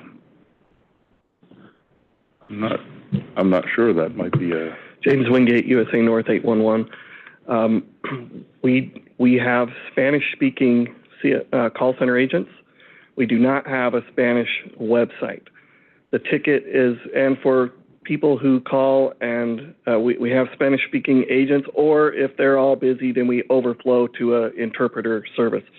But the ticket is still created in English. The document that gets delivered to utility operators is in English, and the copy of the ticket that goes back to the excavator is delivered in English. Same for Dig Alert as well. And the reason we cite for that is because the law is written in English. And as we know, whether it's dig-related law or stuff that goes to the Supreme Court of the United States, the words, every little word matters. And so we stick with English as the official language that way. Yeah, just thinking, I said I didn't recall there being a Spanish version of the ticket, but it could be a pretty good idea, but in lieu of the situation. But if I was a Spanish-speaking person and I had to get a copy of a ticket, I would like to see it in Spanish.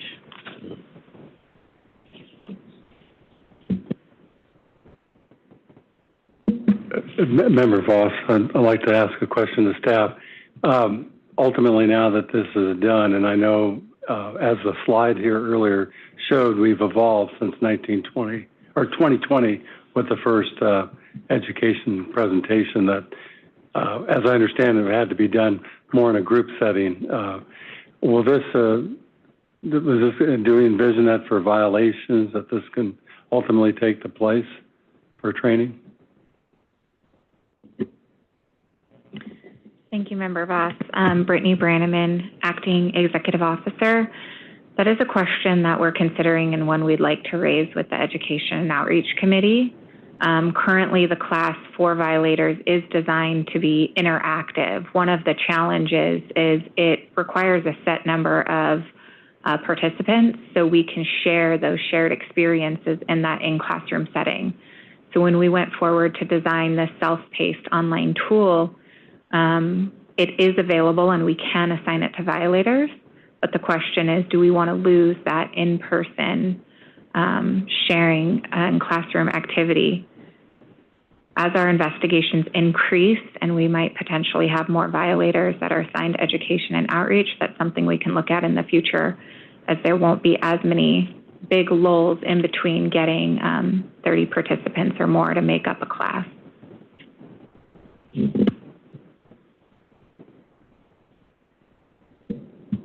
Thank you, Ms. Brandman. Are there any other board comments? All right, as requested, I'm going to go back and do public comments because I gave you guys more time. So are there any in-person public comments?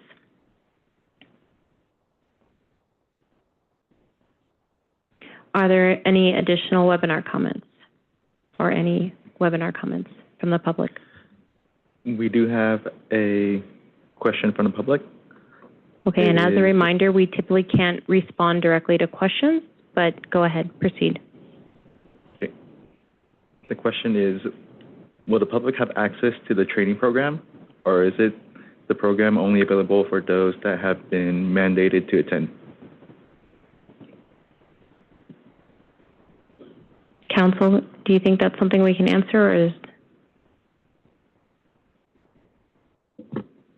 I have no idea if you can make it available to the public. Depends on your cost. Okay. It's not really a legal question at this point. No, just being able to answer the question.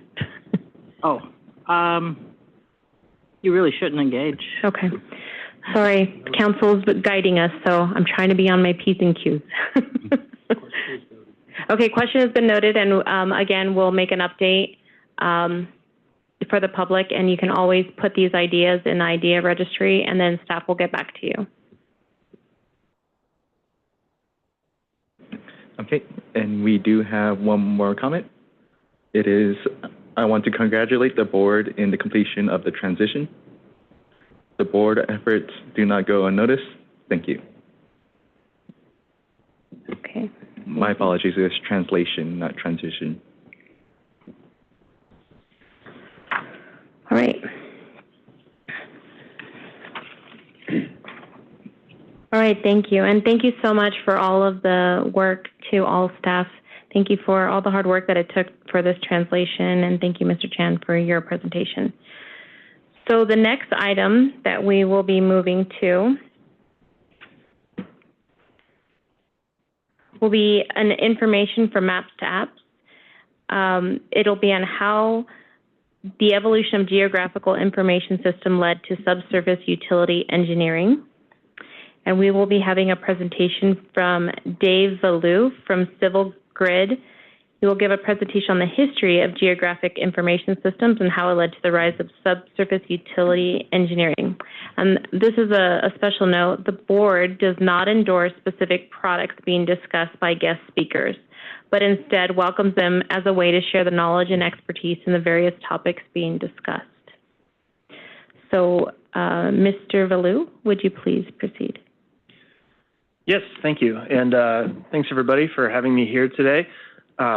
This is a presentation that we give quite often to engineering groups, different conferences, things like that. It's meant to be a little bit of a continuing education class on subsurface utility engineering, how we got there, and I think ties in really well with some of the discussions that I heard today from both the board and USA North and South. So, quick introductions. My name is Dave Valou, Strategic Account Executive here at Civil Grid. I also head up our Municipal Partnership Program. Normally, I would present this presentation with my founder and CEO, Josh Mechanic. He unfortunately wasn't able to make it today, so I'll be covering his part of the presentation as well. Okay, just a quick primer here. So before we get into the more technical terms and standards of subsurface utility engineering, want to refresh everybody's memory on how we got to where we are today. So quick review of all the emerging technology that kind of started in the 70s in our kind of utility industry or engineering adjacent areas, all of the computational advancements and tools and business systems that really led to a lot of what USA North is doing today. So my background is in utilities. I spent 15 years as a consultant building big, giant geospatial asset management systems for major IOUs across the United States. And one thing I've noticed over the last better part of 20 years is that this industry is really centered around innovation and adoption cycles. So we're going to be talking a little bit about, in the history lesson portion of the presentation, the development of technology that we use today, and kind of that timeline and how both utility owners, asset managers kind of interact with that. Starting here in the 70s, in the beginning, we were doing things on paper. We were just out of mainframe computing. We're doing paper as-builts. We're starting to get some software kind of coming into the 1980s. We're starting to see TCP/IP and networking protocols and laser discs and CDs for storage, things that were kind of, starting to be used in a business sense for more than just big mainframe computing stuff. And, with all the development of this technology, as an industry, we were finally able to start doing some things digitally versus on paper. As we move into the 80s, we saw a lot of innovation. So AutoCAD and ArcInfo, if anybody's ever done any engineering or GIS work, should recognize those two names. Those were launched in 1982. We had the Navistar GPS network go public in 83. We really could start using GPS for some stuff versus just military work or hardcore aviation navigation. This is also where subsurface utility engineering started. So back in 81, a company called SoDeep was founded. And by 83, they were in contact with Media General in Virginia to locate and map every utility within Media General's right-of-way. And they were doing so primarily because they were hitting a lot of things. That got very expensive. It got very time-consuming schedule-wise. And so they thought, hey, let's start building these maps. Well, that obviously took off. By I think the mid-'80s or so, SoDeep had partnered with Virginia DOT, started doing essentially what became the very first one-call tickets. So combo of Virginia DOT, Federal Highway Administration, and other DOTs all coming together and saying, hey, this is a great idea. We should have a way to locate, mark, map all of this stuff that is going into our public right-of-way. And luckily enough, we had built a bunch of technology that let us do that. As we hopped into the 90s, we kind of took all that technological innovation that we started with and started adopting it and setting some standards. So, cheap scanners, being able to actually digitize old paper, Mylar, as-builts, things like that, really kind of took off there in the early 90s. A lot of that was due to the internet becoming a thing. So mid-90s, we started having cheap bandwidth. Business systems could connect to each other. We had a huge expansion in our GPS constellations. We went from a few $1,000s for a GPS chip in 1990 to that being about $1.50 by the year 2000. So we started getting some relatively inexpensive survey-grade GPS equipment and also consumer and prosumer GPS data, or GPS chips, rather. So this obviously skyrocketed the amount of data that people were collecting. You could go out and collect location data with relatively good accuracy and precision for no money, and you can do it for every asset. Problem with that is, with all these cool tools and pretty good software, you start creating a ton of data. and it's structureless and it's fragmented and everybody's doing something a different way. And as we all, I think, heard earlier, really one of the big benefits of data is being able to share it. So to kind of start combating some of the, cowboy era, we started developing better systems to handle that data. So lots of hybrid business systems.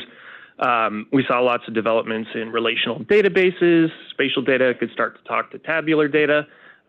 We could do it super, super cheap. But again, we're still working with clipboards. We're just getting iPhones. We've got all this data. Business leaders need it. C-suite level people need it. And most importantly, people with equipment out in the field need it. And we really can't put it all on a clipboard anymore.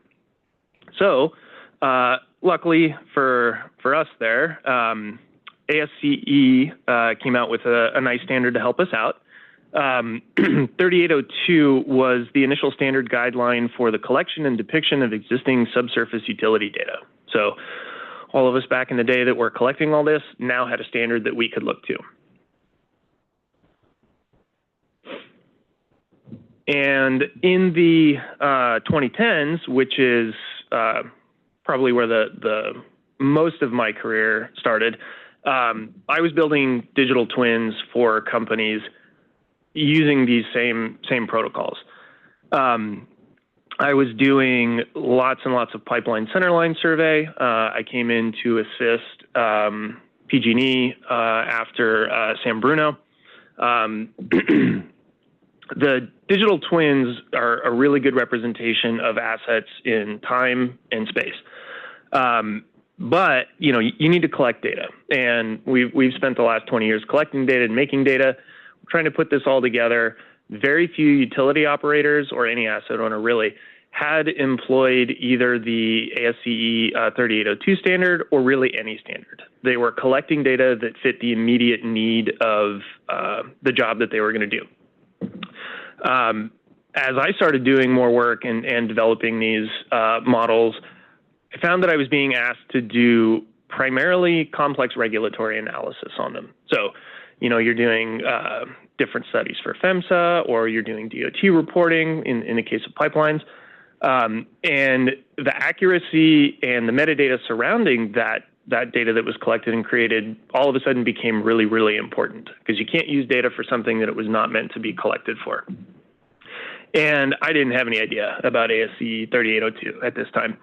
My whole goal was to collect as much data that I could, make it very consistent, very complete, and always provide accuracy, precision, some traceable metadata that would provide any user of this data some idea as to what it would be, intended for.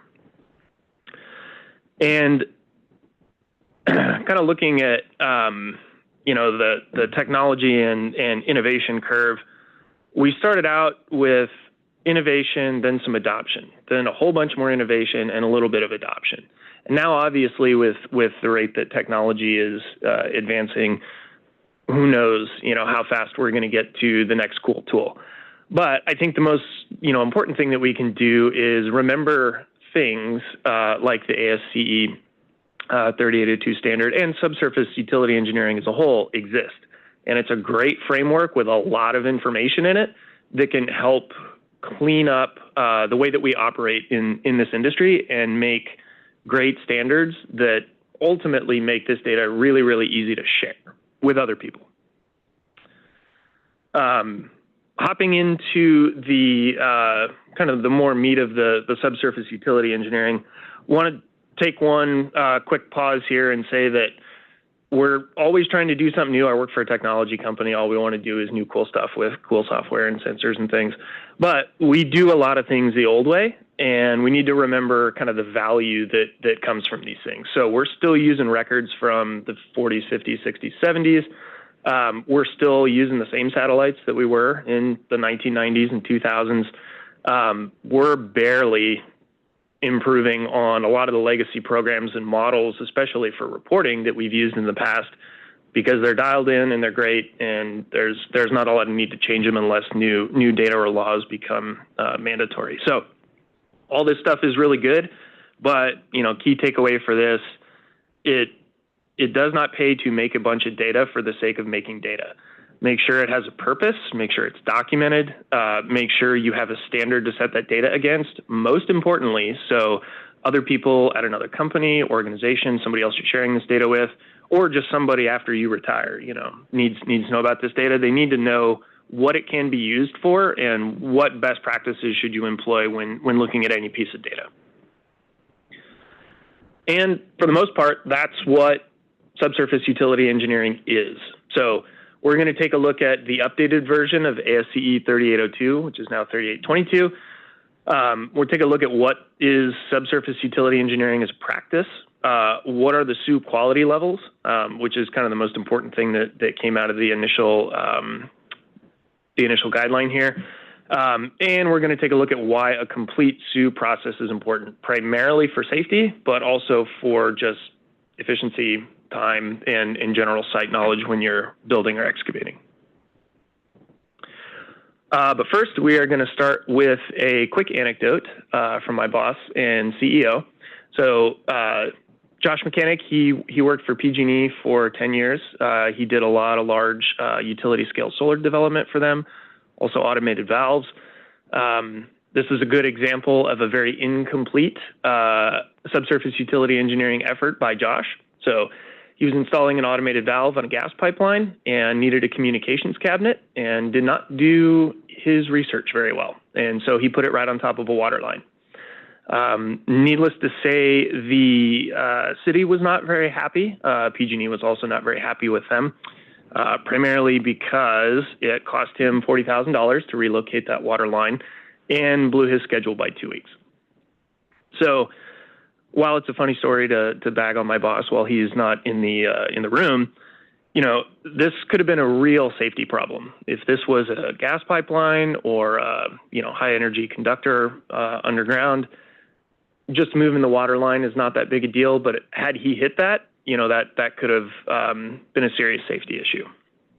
And that is really why everybody should practice good comprehensive subsurface utility engineering.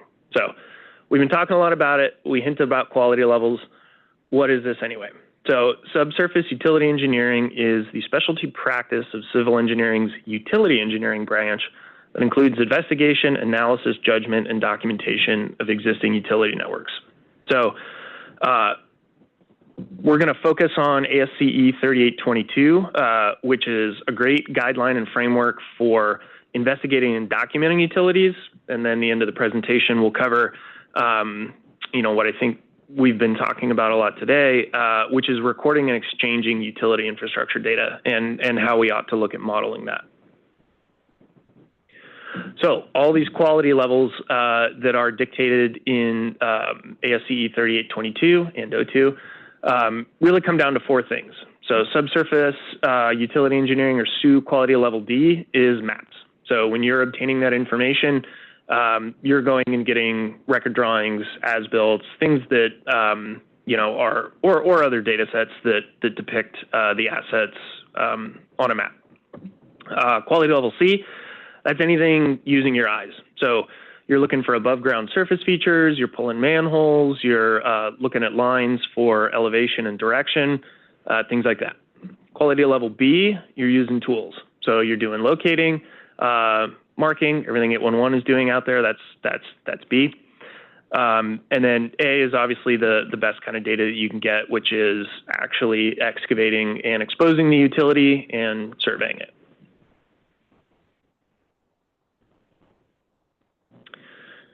So quality level D. What you're doing when you're doing SUE quality level D research is identifying all the utility owners that are in a project area. So thank you, 811 and DigAlert. You're sourcing those utility records. You're consolidating and comparing them to other resources. Typically that's done in AutoCAD or GIS. You're digitizing PDF maps. You're grabbing other GIS data, putting everything together to get a good plan on what's going on in your particular site. For this one, field visit is optional. And there's a note on all these quality levels that we'll take a look at, but in order to make a SUE quality level D piece of data or to certify that a piece of data is SUE quality level D, it must be made by a professional engineer with a stamp. So not anybody can say that, hey, this is quality level D data unless it has an actual civil engineer stamp on the piece of data. Okay, quality level C. So in order to go get quality level C data, like we said earlier, you got to use your eyes. You should also do complete SUE level D research first. Not only will it speed up this process immensely, you got to have a way to go find the things that you're going to go look for. I mean, you can stumble around and look for an RTU cabinet or a valve yard or something, but it really does help to have that information on a map somewhere. But once you've got your D done, go perform a field visit, identify your surface features. You're going to be opening any covers, measuring, taking dimensions, depths, noting materials, things like that. Utility segments that are not bookended by features, like quality level C features, have to remain D, and I'll show you an example of that. But the key point here, you must survey these features to within 0.2 feet. So that's in 3822. It's also in a few other regulations that we've got here in California. But most importantly, when you're doing anything past D, if you're getting out in the field, take a GPS of it. Even if it's not the best, it's definitely better than nothing. If you can get it to 0.2 or better, which is very inexpensive these days, do it. And again, all these surface feature designations, they must be made by a professional. So here's a little example of a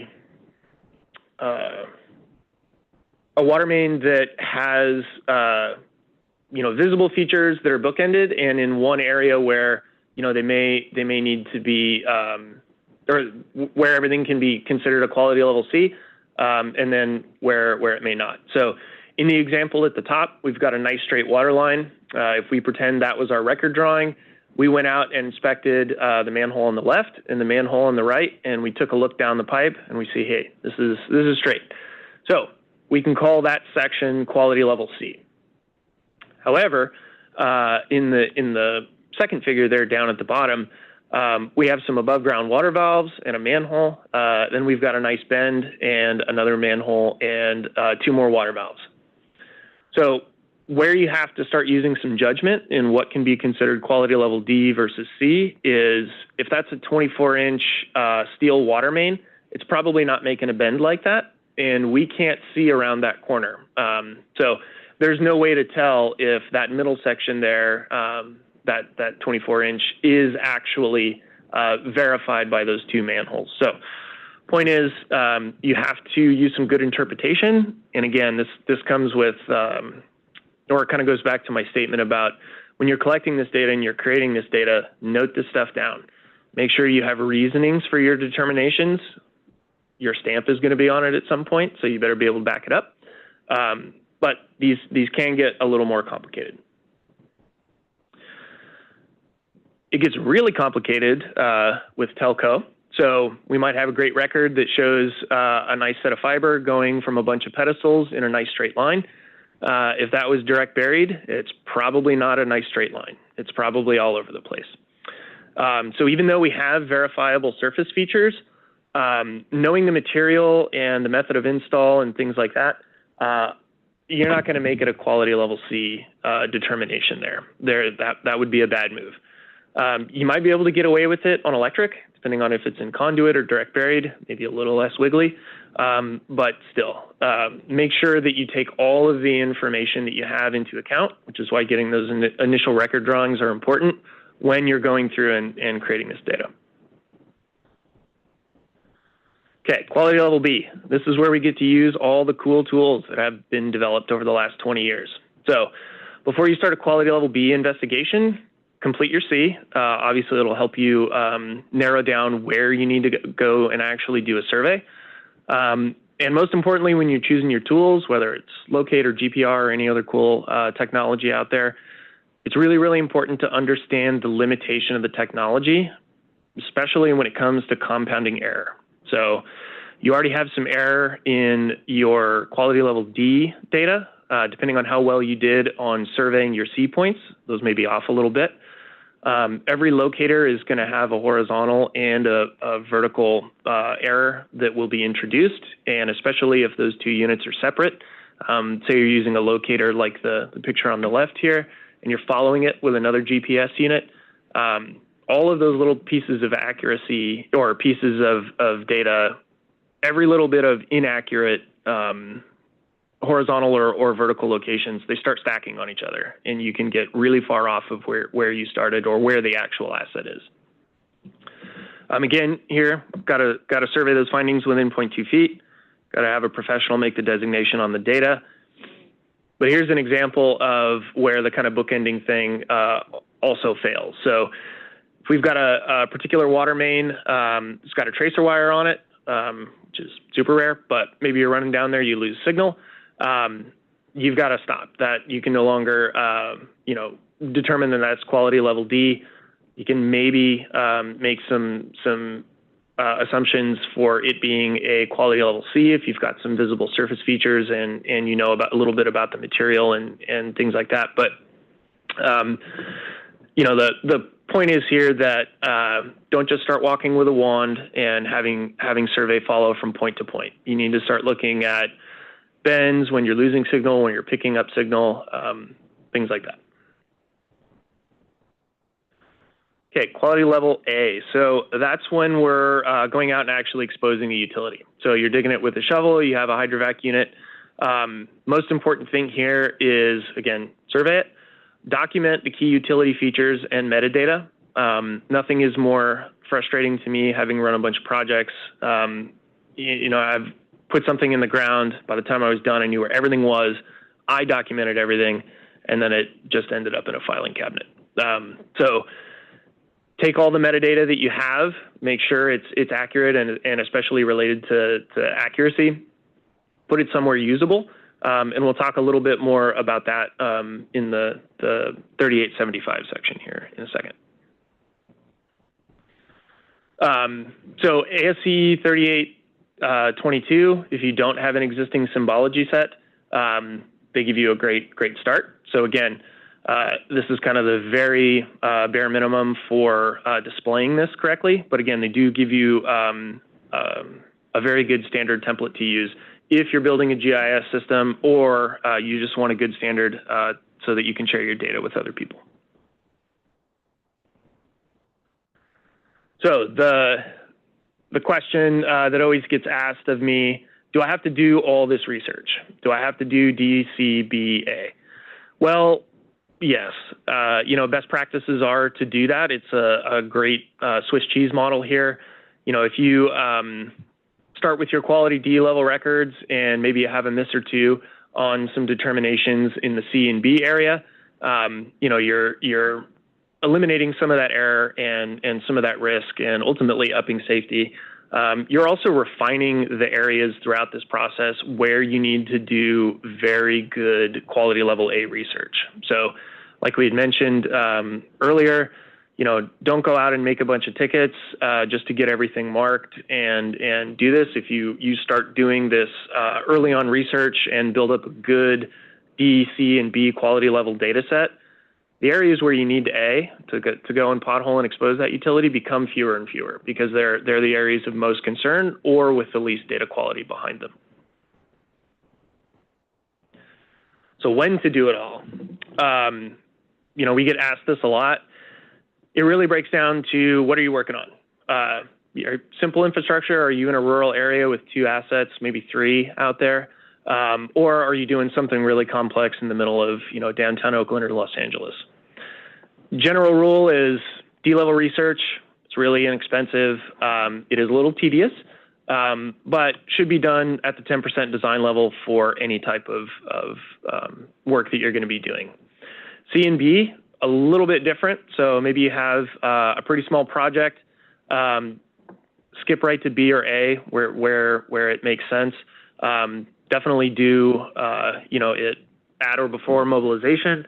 And then on big complex infrastructure, which I think is why we've had so many conversations about design tickets, you need to do all this by 30% design. So you do not want to introduce all of the risk that the, unknown utilities underground, the field surprises, will do on a big project. That can be huge dollar-wise, it can be huge safety-wise. So performing D through A, by 30% design or so on big projects pays off orders of magnitude in risk reduction and safety. Okay, so now we're gonna chat a little bit about 7522. So we've had a quick overview for the guideline for investigating and documenting the utilities, and now we want to talk about the standard for recording and exchanging this utility infrastructure data. So we'll take a look at what 7522 says about accuracy, intervals, and attributes, feature types, how we can be compatible with all the design platforms that we all use in this industry, and some good tips for maintaining records. So data capture best practices. These are easy to remember, easy to follow. Know your accuracy in the field. Make sure you understand how to use your GPS equipment and what you're looking at. Look at all the constellations you've got, look at your accuracy, make sure it's not fluttering around while you move, or there's cloud cover or maybe some tree cover. And really most important thing here, take elevations for every shot. Our industry is getting a lot better on horizontal locations. We've had a lot of survey happen, in the last 10 years. Before that, all this cool GIS data that we're working with is quality level D data. It was digitized off of legacy as-builts. Nobody wrote down how deep anything was. So if you do nothing else, go get the elevations. Everybody wants the elevations. Also keep simple but very consistent data dictionaries. A lot of companies, both in the private sector and public sector, get overwhelmed because they have grand ambitions of building this awesome database with 10,000 attributes in it, and nobody can maintain it. Pick like 5 or 6 good ones that are very useful to every possible user in your organization and maintain those. That's it. The very consistent, very complete data that has less information is way better than just a big sprawling data library that doesn't get maintained. And if you want to know what those are, you can look to 7522. So they give you a very nice set of kind of minimum tables to maintain that are useful for everybody. And most importantly, they have a positional accuracy level. And these are just guidelines. You can adapt them to fit whatever you need, but give it an easy grade. If we're within 2 feet or 0.2 feet per the standard, that's an accuracy level 1. And maybe 0.2 to a foot is number 2. Whatever works for you, but give it an easy way to not only be collected by people in the field who have to type a bunch of stuff in, but to be understood by various end users of various skill levels and capabilities. Important takeaways from 75, again, capture that Z data, always get elevations. Make sure your CAD and GIS compatible. Nowadays, you almost can't not do that. So the interoperability between AutoCAD and GIS is a lot better than it's been. Almost everything you're using from a collection perspective, a GPS unit or a locator, it's going to output something that Esri or another GIS company can read. So we don't have to worry about that as much now as we did before when software systems weren't quite as standardized, but it is important to be mindful of that. Don't create something and then output 9,000 CSVs. Make it easy for other people to ingest. Also very important, document and capture your process for collecting that data in detail. So you know what you did, maybe your team members know what you did, and maybe a client or partner knows what you did. Nobody's going to know what you did 5 years from now. So make sure that's documented along with the metadata that is inherent within the data you collected. ASCE 75, it's a framework. Again, adapt it. Don't go in there and copy the data model. It's probably not going to work for everybody, but it should give you a good 5 or 10 things to pick from. And again, completeness and consistency is the key. So some quick FAQs that we always get. Should I capture third-party facilities where I find them? Yeah, you definitely should. One of the things we do at Civil Grid is we try to get that shared amongst the engineering community. But even for yourself, keep that catalog of information. It may be useful to you, it may be useful to others. But again, put some process and attributes behind that let you know what that data is good for in the future. What if I don't have survey grade GPS equipment? Well, do the best you can. Phones are pretty good nowadays. You can get a $150 dongle for your iPhone that'll get you within that 0.2 feet. So really there's no excuse. I think more importantly, it's, again, kind of the third bullet point, getting a very simple standard and data set domain set up to where capture is easy and frequent and consistent. How compatible does my data need to be?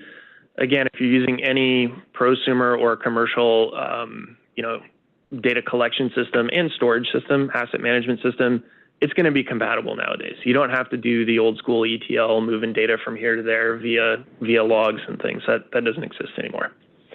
And then we get a lot, what is the difference between SB 865 in California and ASCE 75? So SB 865 says, hey, if you put in a new piece of utility, whether it's a point feature or a line feature, or you expose it, you need to survey that and you need to keep it in a GIS system, and you need to maintain that record. ASCE 75 just gives you a really good data model to start taking a look at if you're not doing that currently. Okay, just wrapping up real quick. So current state summary, outstanding challenges, exciting opportunities, whoopsies.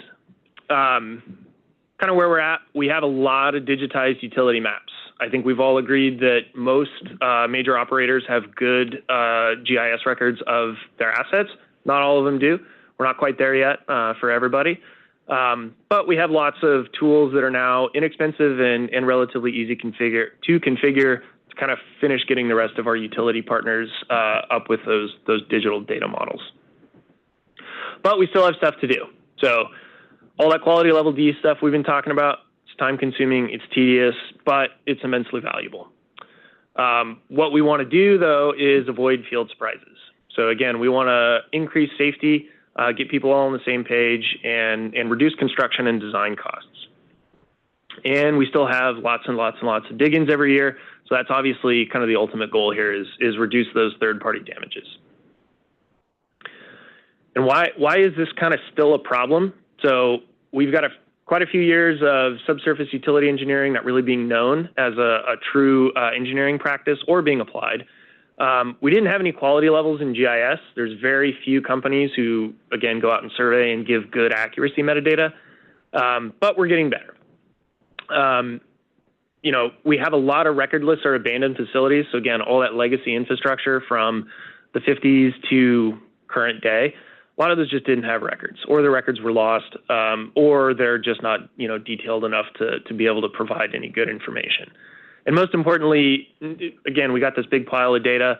Everybody's got a geospatial data set of their assets, but we get a lot of data fragmentation. So we have people sending files here, sending files there, who's got the latest copy, and we're not really doing a good job at sharing. So, that's one thing that I think 7522 is setting us up for, is all getting on the same page for this data sharing. And for the future, that's it. So again, SB 865, let's go, survey all that data as we put new things in. Let's take a look at some of the cool technology that we've got. ExoDigo and LocusView, they have some crazy multispectral sensors that provide you a lot more information than GPR or any other survey out there. And then let's kind of build a single source of truth. So that's kind of what we're trying to do at Civil Grid. National Integrated Asset Register in the UK, Australia, it's been mentioned.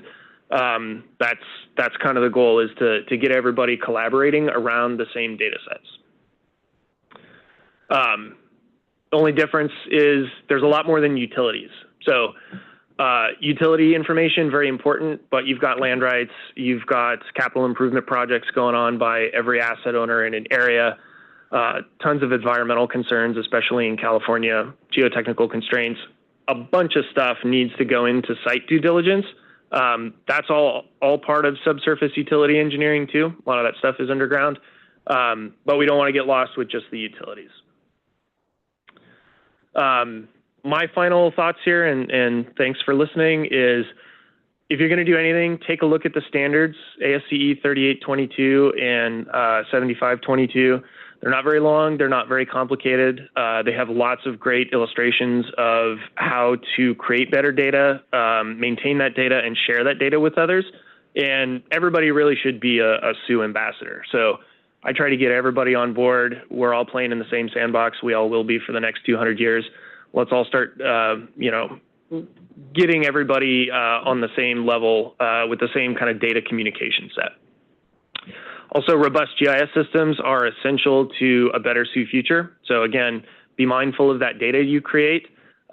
Please create it to a standard, make it concise and consistent. And new technology is here. We'll have new technology tomorrow and a year from now, but it won't have an impact without you. So if you're out there creating data, working with this data, building things in our built world, make sure you keep all this in mind, and everybody will be better off for it. Thanks. All right, thank you so much for your presentation. The public has asked for more time for their comments, so we'll go right into the board member comments. Does anyone want to start off the discussion?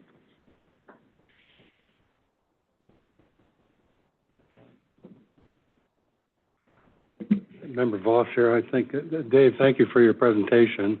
Very enlightening, and I think you did a good job of not trying to market your company in the process. I appreciate that. But, thank you for the overview.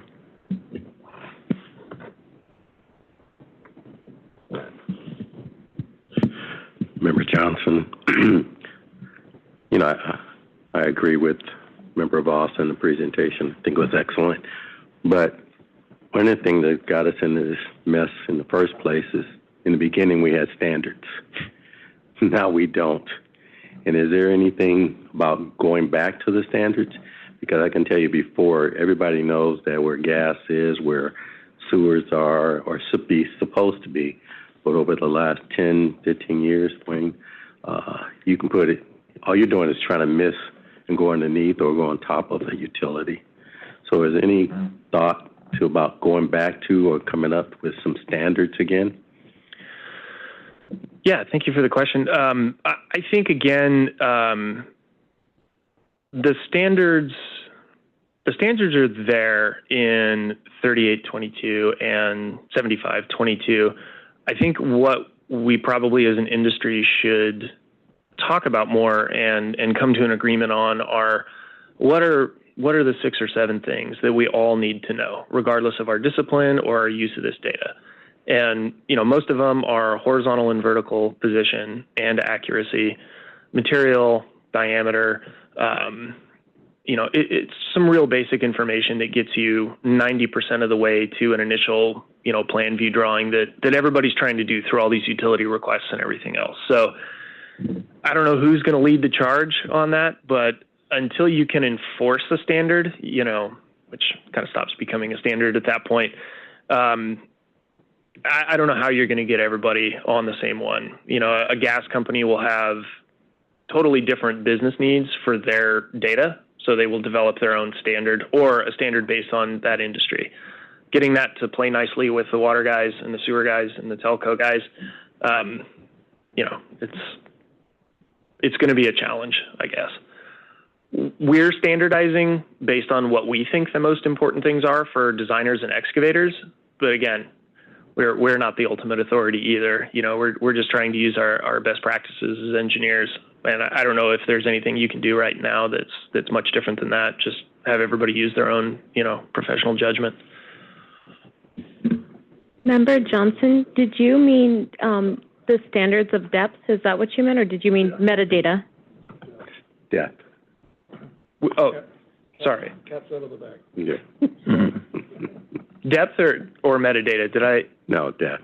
Oh, standard metadata, of depth. I understand. Oh, okay. Yeah. I mean, again, a standard of depth, you can go back to it, but I think when you had a standard of depth, nobody wrote it down. So did you actually as-built it to 18 inches like everything, was supposed to be? Because I hear that all the time from guys like, oh, I'm not even worried about the streetlights. it's 16 inches. I'm going way below that. Well, it's been resurfaced 5 times, and we've raised the road up, and it's not 16 inches anymore. And then they hit something. So, yeah, I think it's important to go back to a standard, but document it. Make sure that's in your data and that it's surveyed. It's not just written on an as-built, you know. Thank you. So, Member Johns and Dave, I really appreciate your presentation, keeping it generic yet. Thank you. Yeah, just showing, so much involved in the industry and kind of bringing us up to speed. I guess I'm kind of one of the remaining dinosaurs from the days of, hand-drawn drawings. You went through the history and I remember back in the 80s of early CAD and scanning, actual drawings, and then you'd get a, young person to be out, drawing lines and then creating them on CAD-looking drawings. Everybody's saying, oh, these are great, and they, put a lot of credence in it, but, the 1937 drawing was actually a lot better.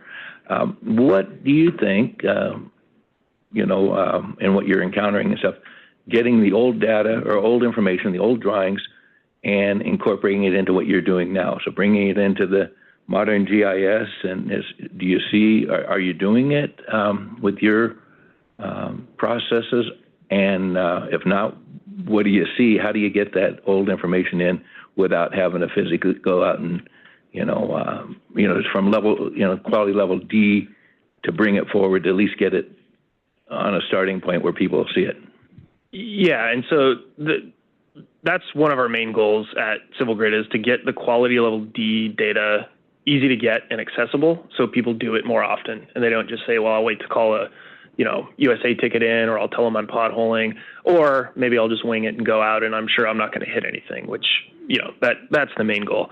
As far as, have I done that conversion? Yeah, like a lot. Probably hundreds of thousands of miles of different linear assets converted from legacy as-builts to, geospatial data. It's a struggle to get it done with any level of decent precision. The drafters that made them, again, back in the 30s and 40s, drawings are beautiful. It's really hard to place those on the earth properly. So things get a little rubber sheeted and get a little weird. I've never really had any issues using that digitized data from those legacy records if somebody had said where they came from and what they should be used for. So I do not want to design something and take a Caltrains utility drawing from 1925 and get that into final design. But if you're a young engineer and somebody hands you some data they made in GIS and says, hey, you're good to go, you might make that mistake. So, that's the biggest issue that I see, is knowing what the data's appropriate use is, so you make good engineering decisions around it.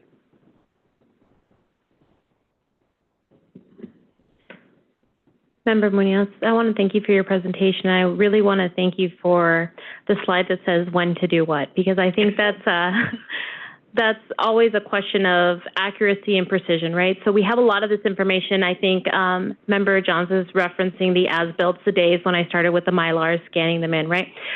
We have a lot of the information on the as-builts as far as the attributes go. Now it's a matter of marrying it to our GIS platform. So for some reason, I did appreciate the slide about the siloed approaches, where some people own the information here and there. And I think that's part of the whole discussion, is we may have a lot of the accurate and precise data, but they may be in different parts of our organization.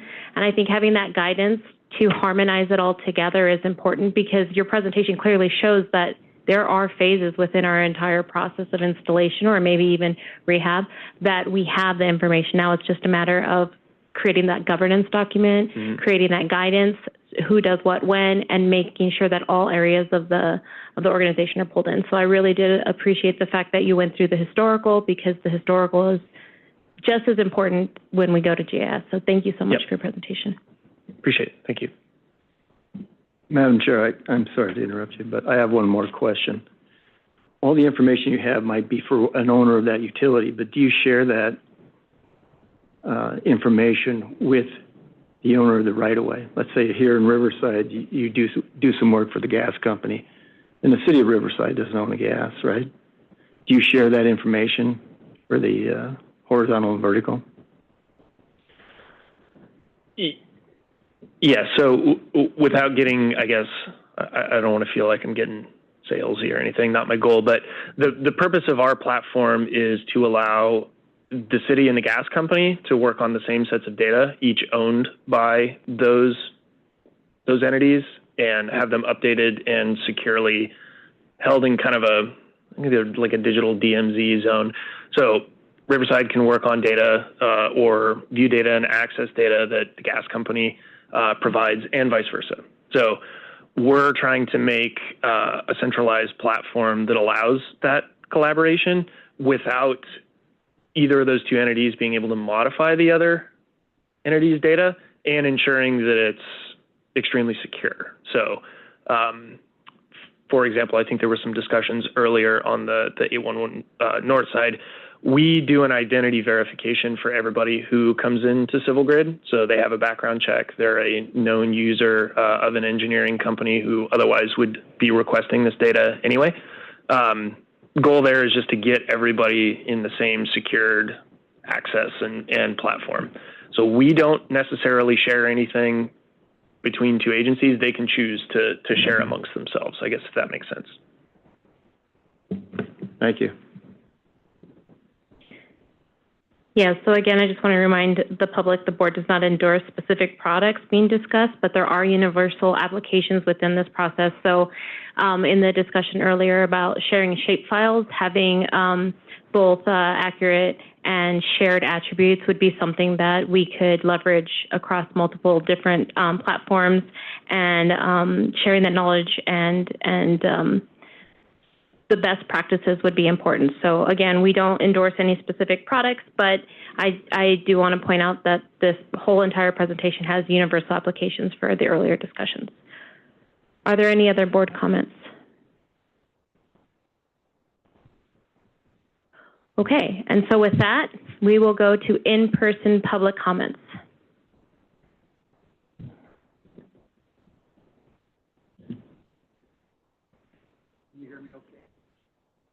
Yes, there we go. Thank you. My name is Dave Woolley. I've attended a number of these meetings. Greetings, board members. I really do appreciate the presentation. I've read all the paperwork, and I've been following this for a couple of years, and there's a few things that we need to be very clear about. The survey grade, sub-centimeter accuracy is a misnomer. It doesn't actually measure like that, and the reason is that in and of itself, we do discuss precision and accuracy, and I think you have you've expressed a good understanding of that. But the challenge is that the base maps for GISs generically are on an epoch, and it's a timestamp. 1991-35 is a very common epoch. And the reason we have these epochs is because we're on plates, and in California, we're moving about 2 inches a year to the northwest. So what that happens is that between 91-35 and today, we have, 30 years, 2 inches, 60 inches, you're over 5 feet out. So when you take your survey grade phone and you get a coordinate, that's a real-time coordinate today, you're going to be about 60 inches off of your base map on your GIS. And so that creates an issue every time. And that's presuming that you have the corrections to get the survey grade. And so you're taking data that won't go in there. That's a horizontal datum issue that gets more complicated. We also have vertical datums, and so the difference between the old maps we were talking about, the Mylars, those were on what was like a 29 datum, they called it, and now it's an 88. So you have 2.5 feet just between that map and today in these vertical and horizontal datums. So what happens is it's very hard to track this data through time, and it distorts. And so when you start digitizing records, because in the early days, in the early 90s, a lot of cities jumped out and they wanted to create these GIS systems, and they digitized assessors' maps and things, and they realized that the distortion, and it was so wonky that almost all of those systems were scrapped, and they had to start from scratch. In Orange County, they bought the county system that was built with SoCalGas, but it's a very, very interesting process.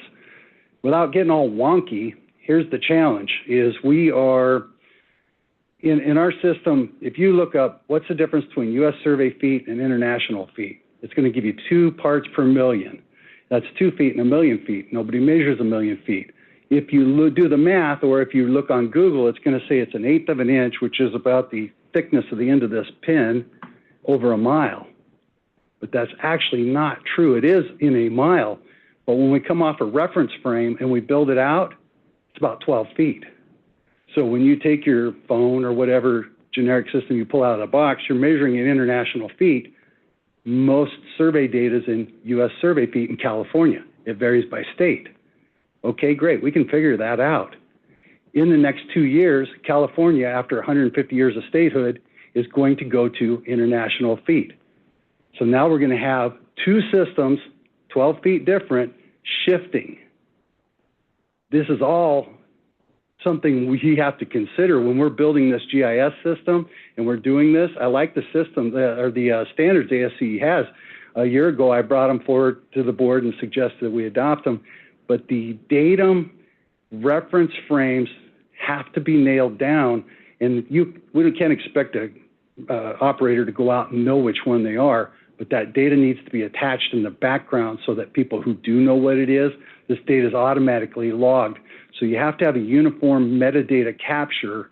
Otherwise, I would disagree with the statement that something is better than nothing. I think it's better to have nothing than to have something that's distorted a lot. And the reason is if I don't know where that utility is today, I'm going to be really careful. I'm going to mark it, I'm going to locate, I'm going to hand dig. If I get this survey grade data out of a computer, a GIS system, I'm thinking I'm this close, inches, 2 or 3 inches, and I'm actually 12 feet over there. And I have a backhoe thinking that I'm 24 inches or 18 inches, and I'm digging right on top of a gas line because I got it out of my survey grade GIS system. That's a danger, and that's something that I've expressed concerns here, is that data, the idea of how that gets done has to be registered into the metadata so that people can move between these epochs in time. I know it's kind of wonky, but that's the reality of how this data works.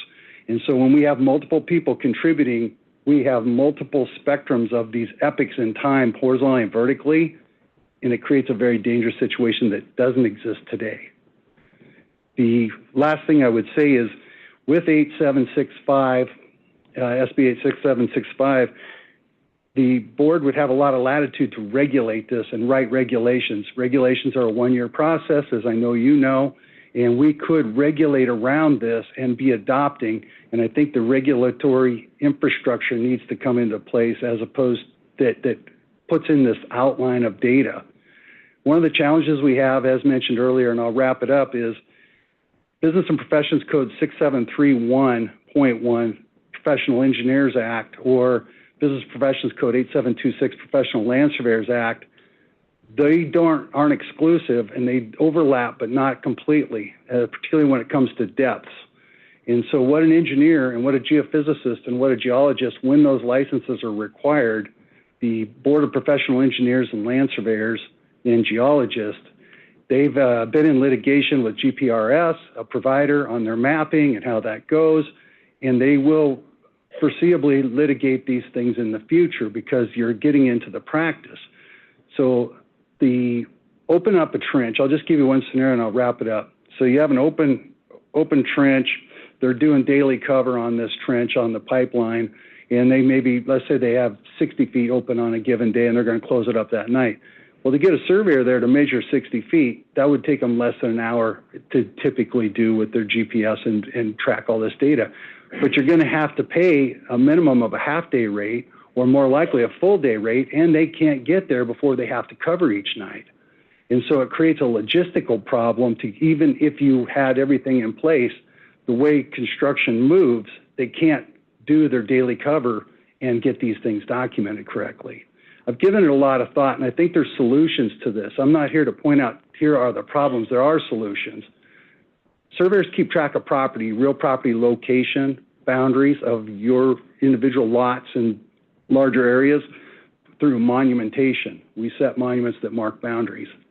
I think it's completely possible for a contractor to set monuments on the existing pipe before they cover it that day. We as surveyors stake it. They go over and down to build a pipe, and they can build those generally 1/8 inch, 1/4 inch accuracy, depending on diameter and what it is. They could easily take that pipe back out and over, drill out a monument on the curb.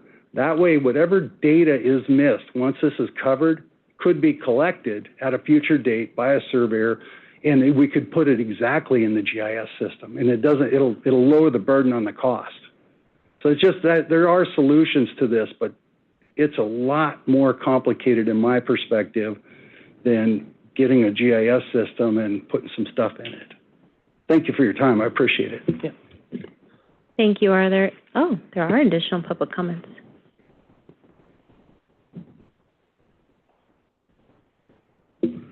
Wayne Scott, AT&T. I have one comment about the depth measurement. Remember Johnson was talking about. Now, AT&T, we are licensed with Belcor, which their standards for installation of depth for facilities. That they are under the guidance of the SUE, because we just had a big conference about this, installing our fiber network, and particularly service drops and so on and so forth. So the discussion came about as far as, do we follow local municipality, or do we follow our licensed Belcor? And so it is written. Belcor is written depth-wise by the substructure utility engineering guidelines. Yeah, that's. I'm sorry, you cannot respond to the public comments. Sorry. But we can take a note.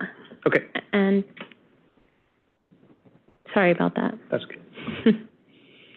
All right. Are there any other public comments? And just a reminder, we can't respond to you, but are there any other public comments? All right. On the webinar, are there any public comments? There are 2 public comments. Okay. The first one is, how can the public get copies of the presentation? And are there additional comments? And then the second one is, why does Civil Grid think SB 865 requires operations to put exposed utilities into GIS? That is more than new installations. Okay. I heard that. The question was, why does the presenter believe that they have to go through all of the stages, including daylighting utilities? So we'll make a note of that. And that's in my words, but that's what I heard. So I will make a note of those. Madam Chair, I'd just like to say that the presentation is online at Energy Safety's website. They can go to the e-filing and look up the board meeting, and it's hyperlinked. Oh, thank you so much. Okay. Are there any other public comments? We do have another raised hand. Okay, proceed.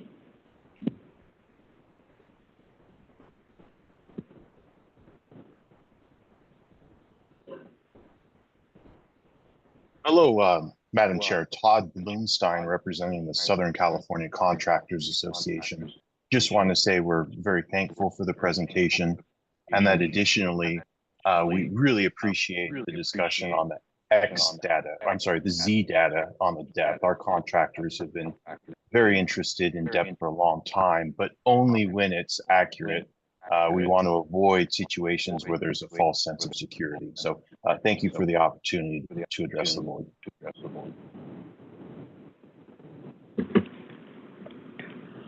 Any other public comments?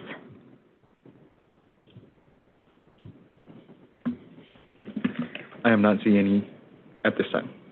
Okay. Okay, I'm getting the signal that it is time to take a break.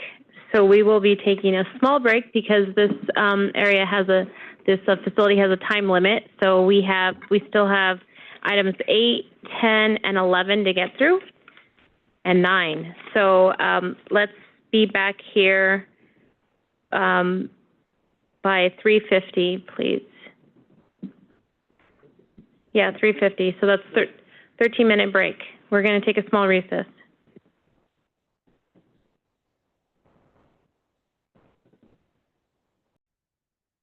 You did. All right, welcome back from our short recess. We are on item number 8. This framework conference is being recorded. Only the main conference is recorded. Okay, sorry about that.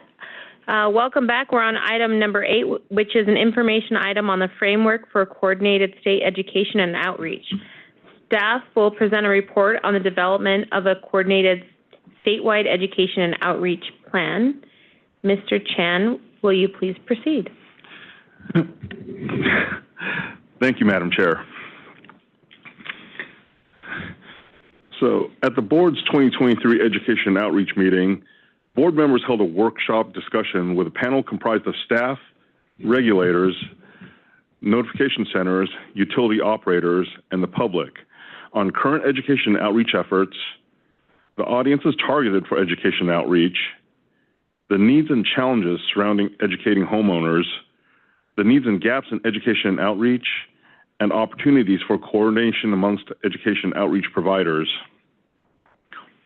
After a productive discussion, the panel agreed that the current approach with existing education and outreach is siloed, and there is a need for improved communication and coordinated efforts.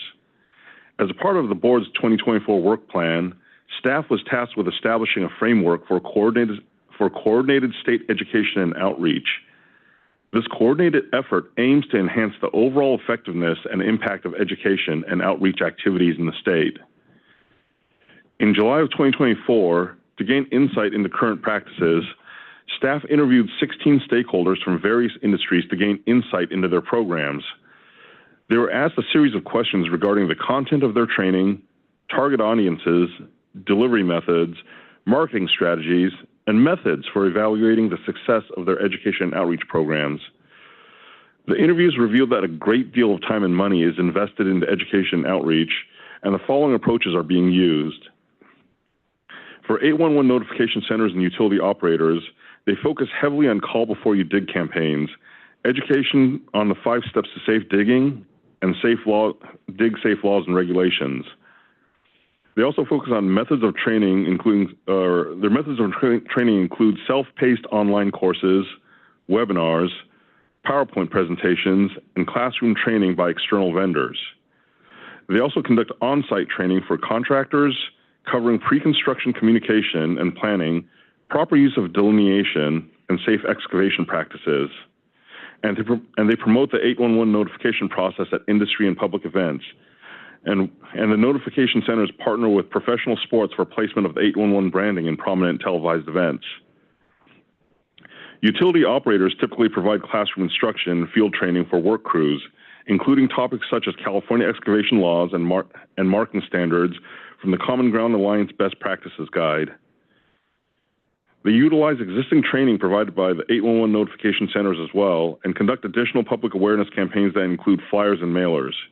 And they provide on-site field training as a response immediately following subsurface installation damage. For locators, they develop training in-house and use it to onboard new employees. The training typically takes between 8 to 12 weeks, consisting of classroom education followed by field training.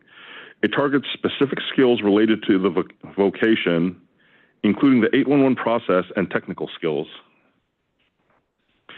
They occasionally market to outside groups such as contractors, trade groups, and associated general contractors. Locators will typically conduct refresher courses for their employees to ensure that their skills are kept up to date. Insurance companies utilize an online toolkit exclusively available to customers that includes a collection of resources to help identify, manage, and mitigate risks with excavation and trenching operations. Software and engineering design companies focus their training on due diligence and pre-construction communication. Training is targeted towards project owners and provides instruction on designing projects around existing infrastructure to reduce the amount of delineation and improve project efficiency.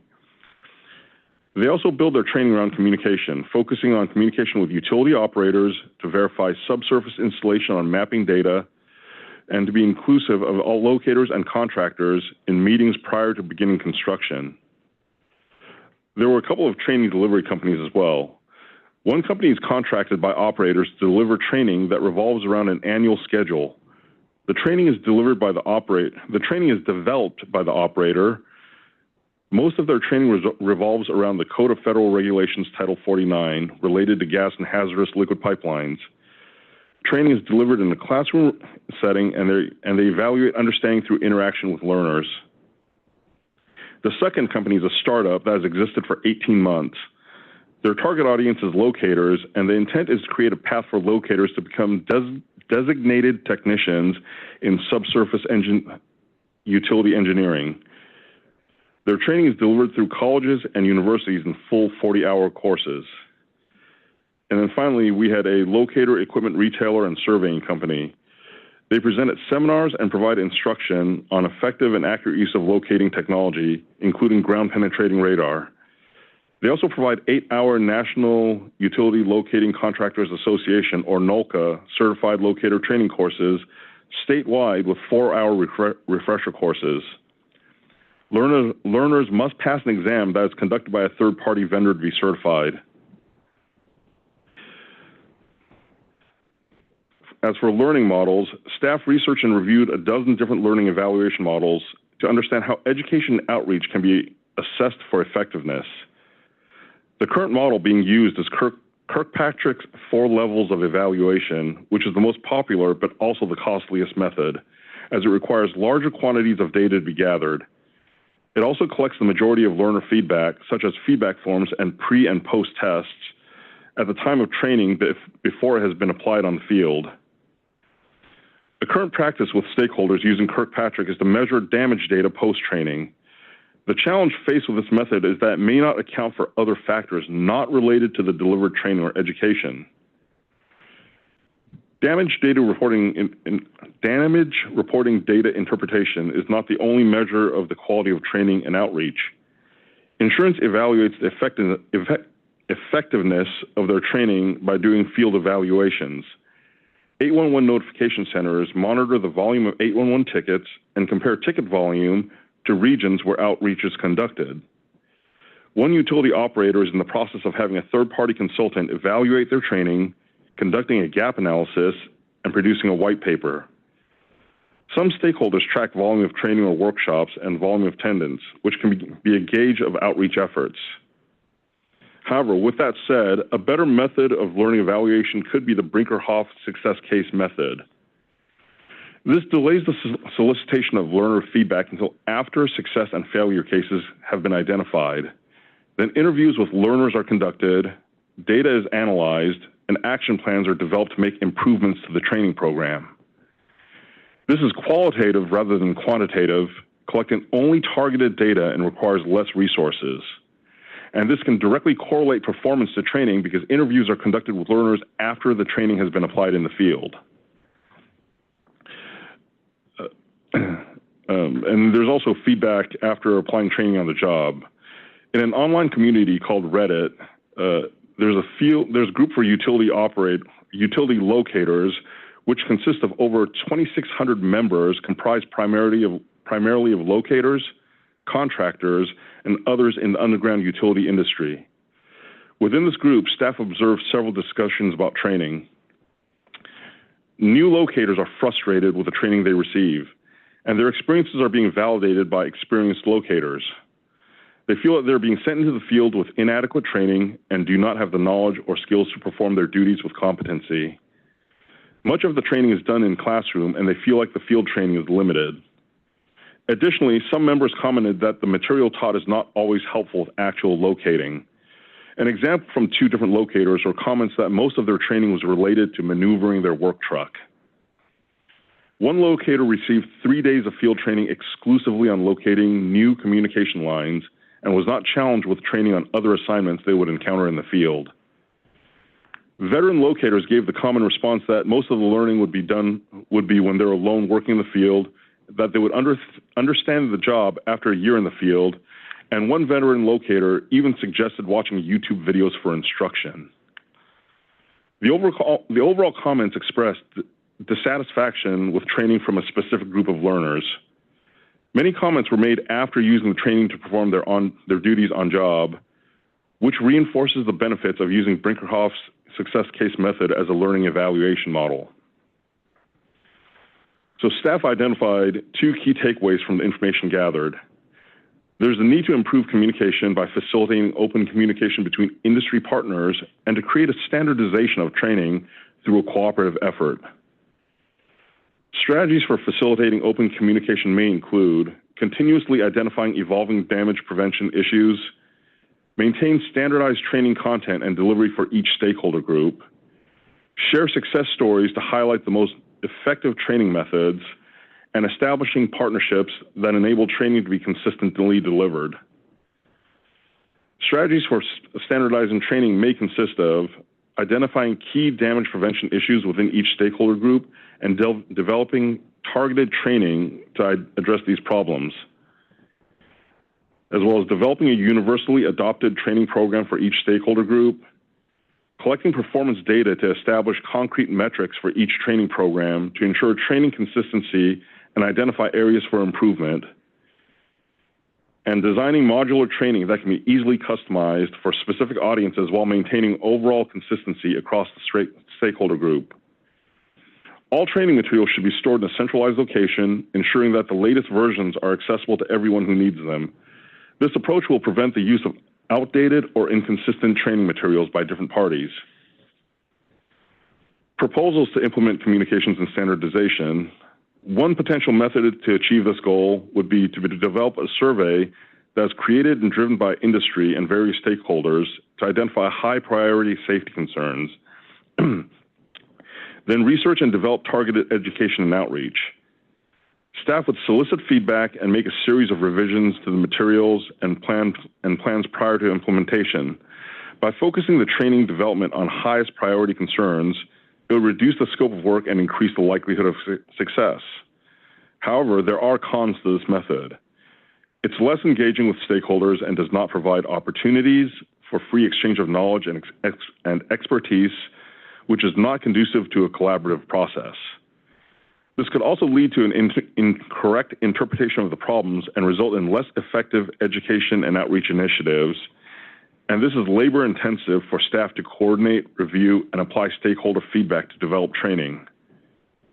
An alternative approach involves holding a series of work groups to identify high priority safety concerns, collaboratively developing training, and work together to implement the education and outreach initiatives. This fosters an interactive discussion and enhances stakeholder investment in the development and delivery of the product. This is more likely to produce significant positive results and successful implementation of initiatives because stakeholders would have an active role throughout the process. Both processes are labor intensive and would require the cooperation of stakeholders and learners to obtain data for learning evaluation. Staff recommends conducting a series of education and outreach work groups to collaboratively identify high priority safety concerns, develop training, and implement the training. And staff recommends using the Brinkerhoff success case method as the learning evaluation model to determine effectiveness of training.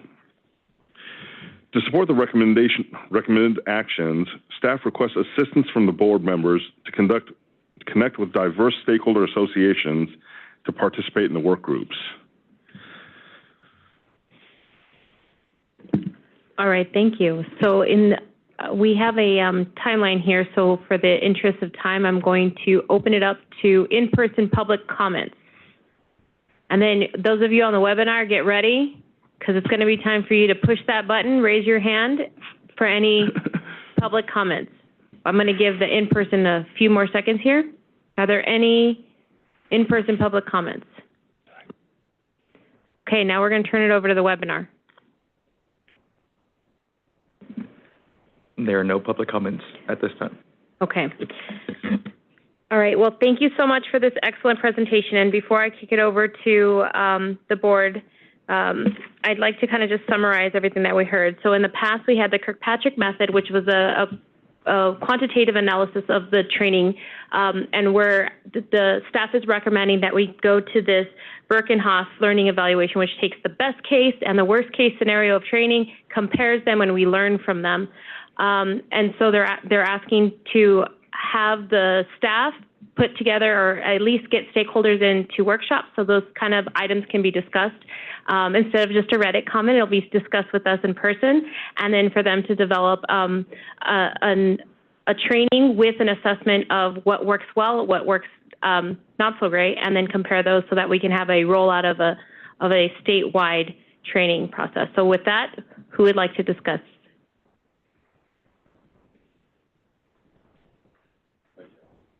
A couple questions.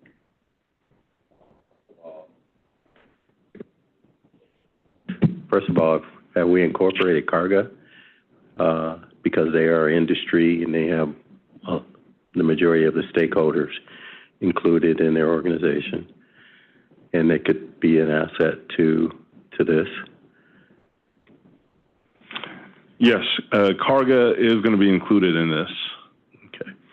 And then in terms of training, are we talking about locator training, or are you talking about overall damage prevention training? Or It's going to be determined by the in the first work group is where we're going to have stakeholders talk about and identify the highest priority issues that they want to address.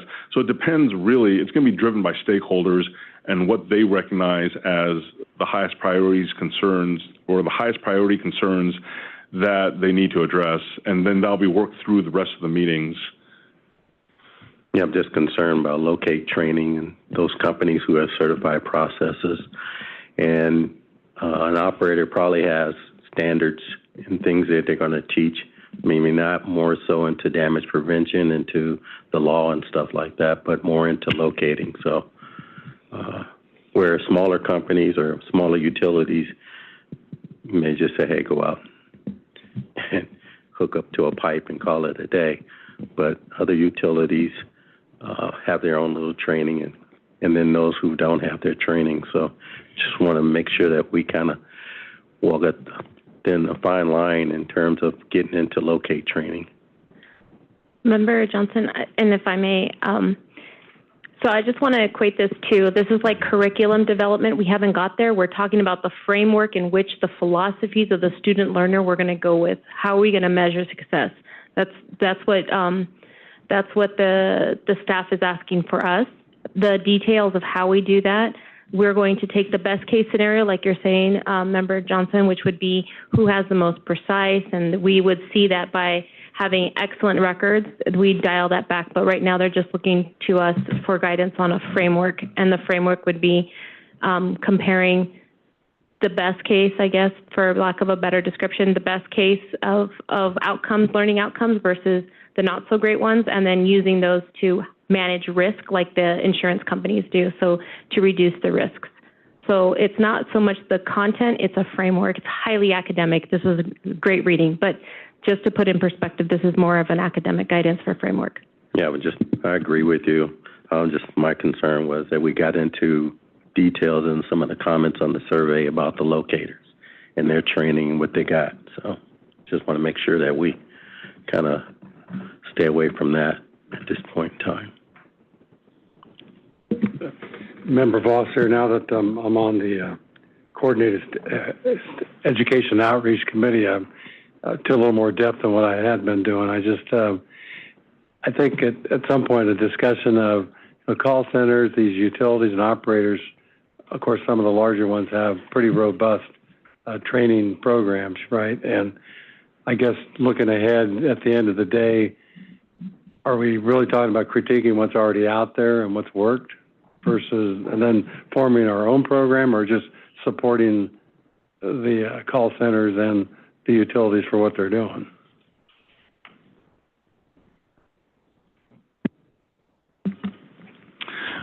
I think this is more about getting people together and just having discussions about it, at least, and figuring out what's working, what isn't working, and approaches that they can take towards solving problems together. Because obviously, based on last year's meeting, it wasn't necessarily completely uniform. So it's just getting people to talk. Member Voss, I'm good with that.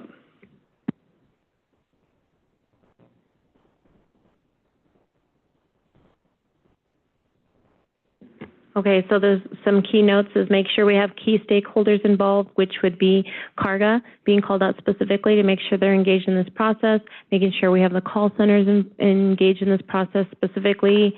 And I think we had some good stakeholders here today to be involved in these workshops, and it sounds like the board is in alignment with the recommendations, and then just making sure that you earmark. They already want the material. They don't even want to wait for this framework, right? So that's what it sounds like. So great presentation. I think that's it for board comments. So that'll take us on to item number 10, which is the potholing survey work and standards update. So staff will present a report on potholing, including results from 2 surveys.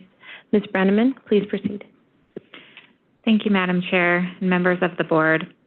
I'm here to introduce agenda item number 10, an information item concerning the staff report on potholing survey work and standards update. This item is a follow-up to the discussions and workshops we've held over the past year regarding potholing standards for underground excavation safety, specifically related to parallel excavation practices and the provision of depth information by operators. As you recall, the Potholing Committee's August 2023 standard workshop, stakeholders raised concern about the spacing between potholes during parallel excavation, the lack of consistent guidelines on the minimum frequency of potholing, and challenges related to providing accurate depth information to excavators. These factors are critical to ensuring the safety of excavation practices as they help avoid costly damages to underground facilities, which can result in significant safety hazards. In response to those concerns, our staff undertook a series of surveys and interviews with stakeholders, including excavators, operators, locators, and designers, to gather comprehensive feedback on current practices and potential improvements. These surveys focus on factors influencing potholing frequency and the challenges surrounding the provision of reliable depth information. The results of this work have informed the revisions of our draft safe excavation standards, which we will be discussing today. During our last board discussion on this topic, several key points were raised. Number 1, the minimum potholing frequency. Stakeholders expressed a strong interest in establishing a minimum potholing frequency for parallel excavations. This would provide clarity and uniformity for excavators, particularly when it's uncertain about facility location or changes in the direction of depth. Number 2, depth information disclosure. Excavators consistently emphasize the importance of having access to depth information from operators to enhance excavation safety. However, operators voice concern about the potential risks of providing depth data, citing the possibility that it could lead to overconfidence in excavators or that the data might be outdated and unreliable due to shifting soil conditions or inaccuracy in records. We also reviewed practices from other states which mandate specific potholing intervals and depth disclosure policies, providing useful benchmarks for our own standards development. And then we also discussed the role of technology. Some stakeholders highlighted the potential of using advanced technologies like ground-penetrating radar to supplement traditional potholing methods, offering a way to reduce risk while enhancing accuracy. So today's staff report presents the findings of the survey and the workshops, along with the recommendations for revising our potholing standards. The report proposes, number 1, establishing a minimum potholing frequency. Based on stakeholder input, staff has recommended that we explore setting a minimum interval between potholes for parallel excavations. This would be adjusted based on factors like facility material, condition, site-specific risks, and operator recommendations. Number 2, depth information. Staff is continuing to explore how we can encourage operators to provide depth information in a safe and reliable manner. The report suggests holding a future workshop to identify the excavation subtypes and project details that warrant mandatory depth disclosure, while also developing guidelines on the accuracy and limitations that the data can provide. Number 3, revised standards. The updated standards detailed in Attachment 1 reflect the considerations and propose clearer guidance on determining pothole locations, particularly for high-priority facilities and complex excavation projects. Staff recommends that the board direct the Potholing and Planning and Design Committee to continue gathering information, particularly through another workshop, and to work towards the development of a final standard for potholing frequency and depth information provision. This iterative process is essential to ensure that our standards are both practical and effective in reducing excavation-related damage and enhancing safety across the state. In closing, we believe that these proposed updates, informed by extensive stakeholder engagement, represent a significant step forward in improving excavation safety in California, and we look forward to your feedback and direction on how to proceed. Thank you. All right, we're going to be moving to public comments. So the webinar people, please get ready. Push those raise hand buttons right now while I'm moving to in-person. Any in-person comments? Okay, doesn't look like there's any. Are there any webinar comments? I'll give you 5 more seconds. There are no webinar comments.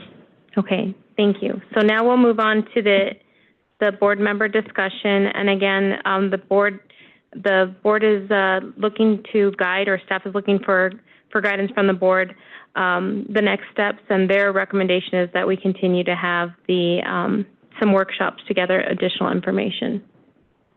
Who would like to start the discussion?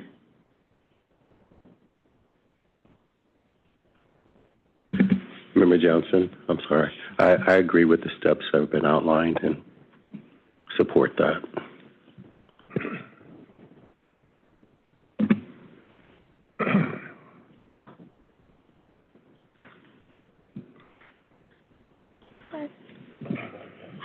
Member Sharlin.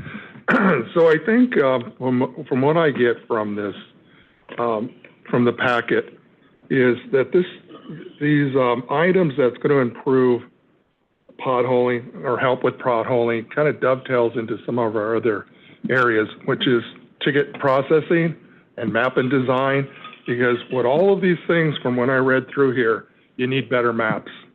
And you need more information on that maps that's accurate. And it kind of goes back to us talking about, when they have facilities that are open to do maintenance, or they're putting in new facilities, that we get this information, we get it to mapping departments, we get that information documented, and then out into the field to the locators where they can get that information on the ground.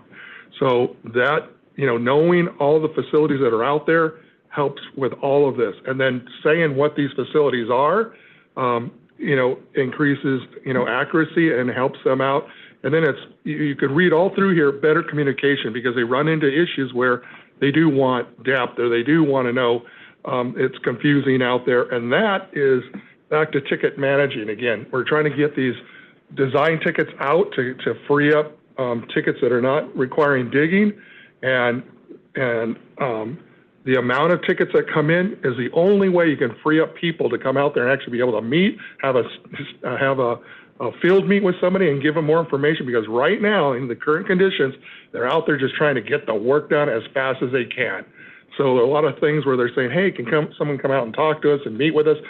That's virtually impossible. The only way I could see depth ever coming into play is when you're out there with your equipment with them, and you're working with them to say, hey, here's what I'm coming up with, and you're taking it nice and easy. You're doing some type of potholing as you're taking out, some of the grade.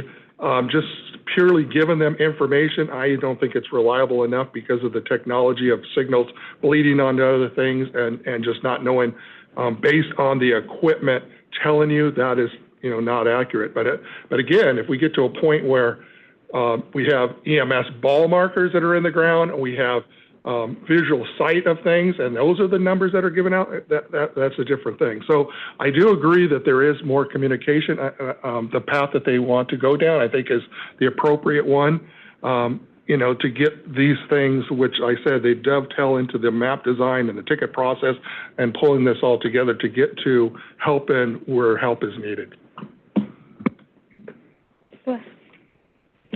So Member Johnson, yeah, I agree with just what you said there.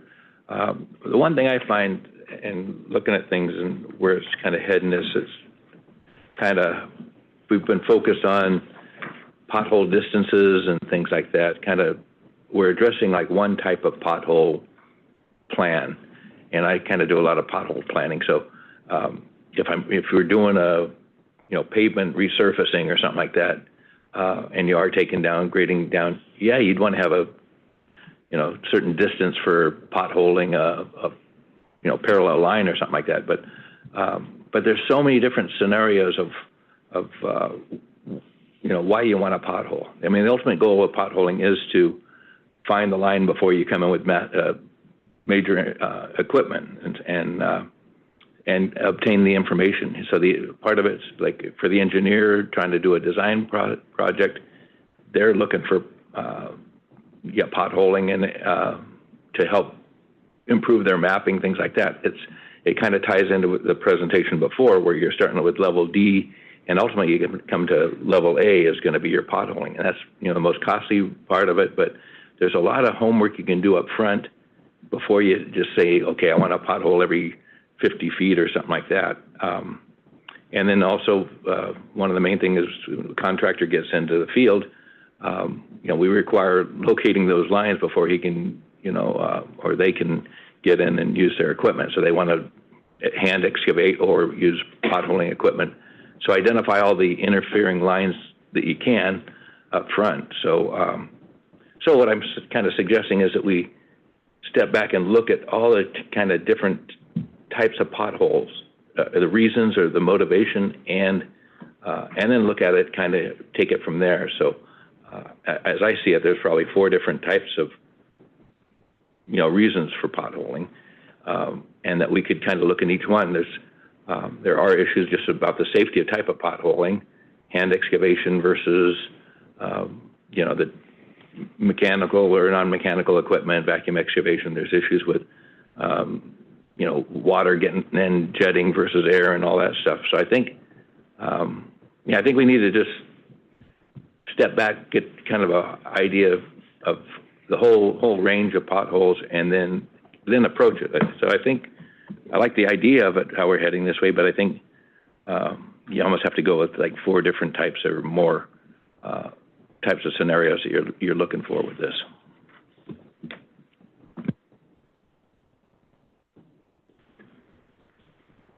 All right. So it sounds like the board is in alignment with your recommendations. Are there any other comments? All right. Sounds like this is a complex issue, so we'll be having workshops. All right. So now we'll move on to item number 11, which is 811 Center Membership Termination Regulations. So staff will present a draft membership termination regulations for the board's consideration. Ms. Brenneman. Thank you, Madam Chair, members of the board, and stakeholders. This item was first introduced in April, with further discussion in July, and today we will delve deeper into the termination process. We aim to ensure that a regulatory framework adequately addresses these issues to protect public safety and ensure compliance. To provide a brief overview, the DigSafe Act requires all operators of subsurface installations to be members of the 811 Notification Center, except for a few specific cases. In the past, there's been concerns about operators terminating their membership without properly transferring responsibilities or notifying the 811 centers, which raises safety issues. In the April meeting, the board raised critical questions about how these lines are accounted for and marked in future excavation notices. During the July meeting, we explored the role of the board in regulating the membership termination process. This discussion emphasized that abandonment of facilities does not absolve an operator of their responsibility to the 811 Notification Center, as they are still required to maintain membership until proper transfer of responsibility is ensured.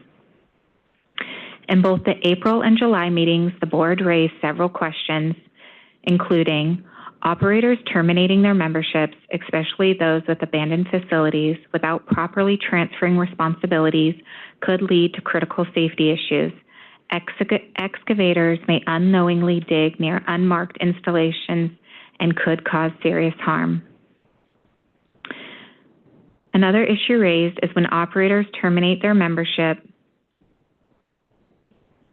The board asked if the excavator is aware of the location of these facilities. The gaps in information can delay or complicate excavation projects. The board also discussed the need for clear regulatory oversight of the membership termination process, particularly in cases where facilities are abandoned. We need to ensure that operators comply with legal responsibilities even after membership is terminated. Today's agenda item focuses on regulatory language proposed by staff in collaboration with the Ticket Process Committee. The goal is to clarify and strengthen requirements for operators terminating their membership with 811 notification centers. The proposal requires operators to provide current and valid area of notification, ensuring that the 811 centers have up-to-date geospatial data on subsurface installations. Notification centers to receive clear information on the transfer of ownership or the responsibility for subsurface installations, including shapefiles and contact details for new owners. Staff also proposes a new termination.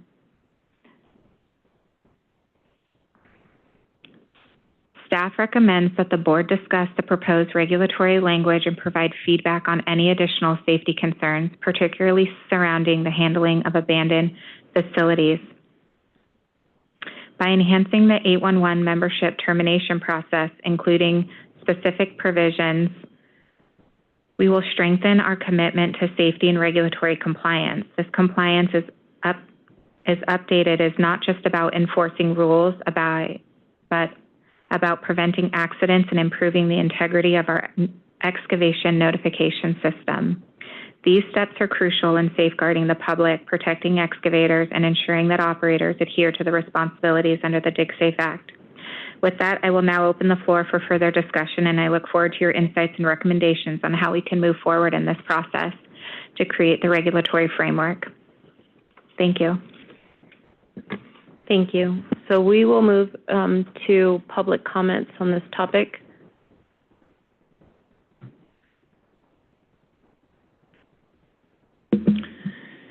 Thank you, Madam Chair. This is Ann Diamond with Daylert. On the proposed that was included in the packet, we as a notification center have a few problems as far as providing updated areas of notification of their members to the board upon request by the board. Our system is proprietary as far as it will not allow for shapefiles to be exported. We could set up something for a portal so it could be viewed, but we can't export that. While Ms. Brannaman talked about termination, the way it's written makes it sound as if this is for all members, not just terminated. And if providing the reason for the area of notification why the area of notification has been changed, I'm afraid that will then require the centers to include that information. And we all know that it's hard enough for the centers just to get our members to provide us with updated contact information. Thank you.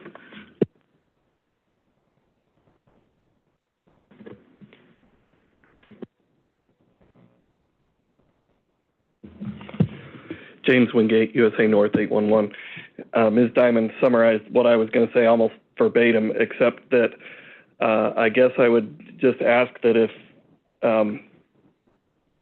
specifically about the way this is written implies to all members, not just when they're going through the termination process. So anytime a member updates their, what we call their area of interest, having the reason why that's done, I can see us making some software changes to just put in when you upload a new version, what is the reason for the new upload? And maybe there's a drop-down menu such as additional assets installed or relocated or something like that, or sold, or whatever it is for when their area gets bigger or smaller. But so I think that's doable with a cost and effort to us, but it's, I guess I would just, I'm not sure the members are ready for this. And maybe that's part of the plan, is to get them ready and to have them be more conscious of all kinds of changes that, I mean, we've been talking and complaining for decades about them not keeping everything up to date. If the goal is having them keep everything up to date, then this is a significant step. And I guess I would just say that we probably ought to be realistic in expectation of results, such as the electronic positive response, right? We went mandatory for that in 21 when that became mandatory, and we still have hundreds of utility operators not doing it at all. Never mind not doing it on every single ticket, even not doing it at all, hundreds of members. So I guess I just want to have realistic expectations of what we can expect. I would love for it to be amazing and have compliance, but I just think we ought to expect it to be slow. Thank you.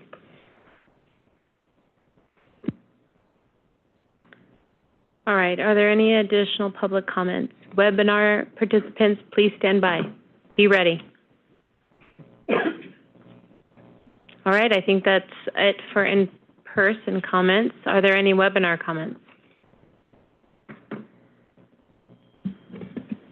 There are no comments at this time.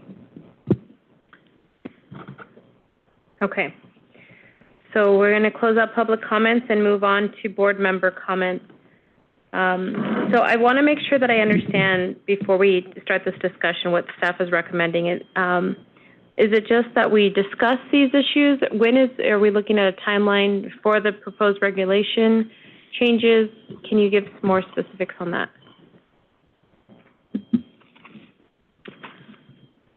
Yes.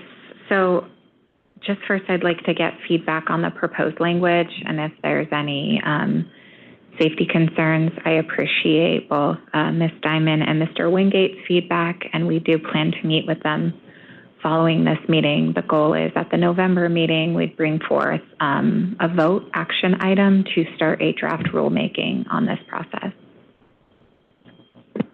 Okay, thank you. Go ahead, board. Member Charlin. So I believe the intent of this is to work with the one-call centers to come up with, everybody in agreement on the best method for someone to terminate their facilities. And I think the language needs to just be worked out, but I think what we're trying to catch is if somebody reduces the size of their area, are they doing that because they sold it? And if they did, to who? Like, did we capture who they sold it to?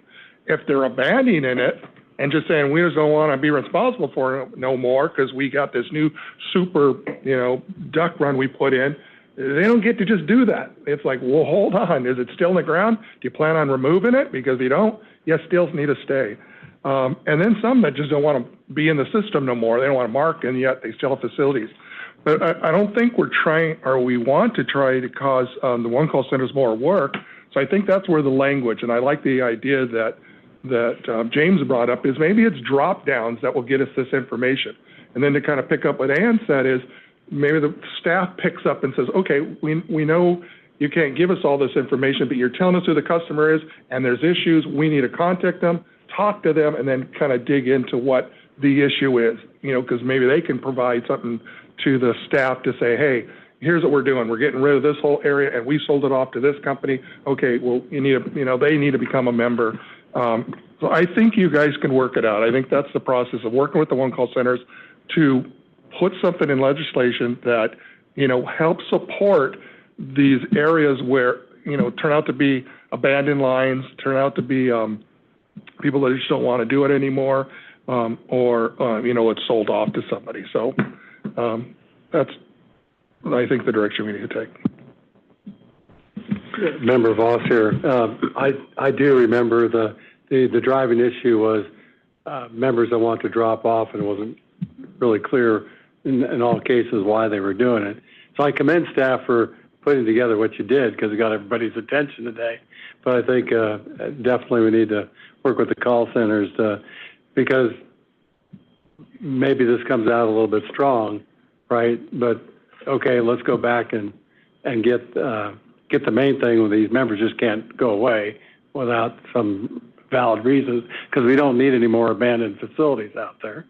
And I think to Randy's point, we've got a chance to maybe get some other things out of here that make sense for everybody.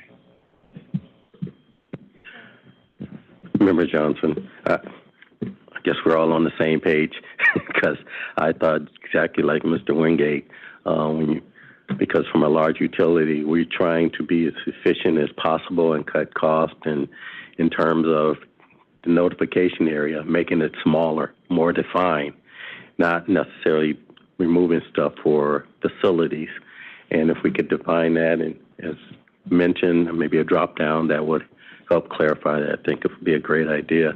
And I think the other thing that the one call centers didn't talk about is compensation, dealing with folks who don't pay, and how do they deal with those folks who are abandoning facilities. In the meantime, how are they going to be compensated until that situation is resolved, and if it's ever resolved? So.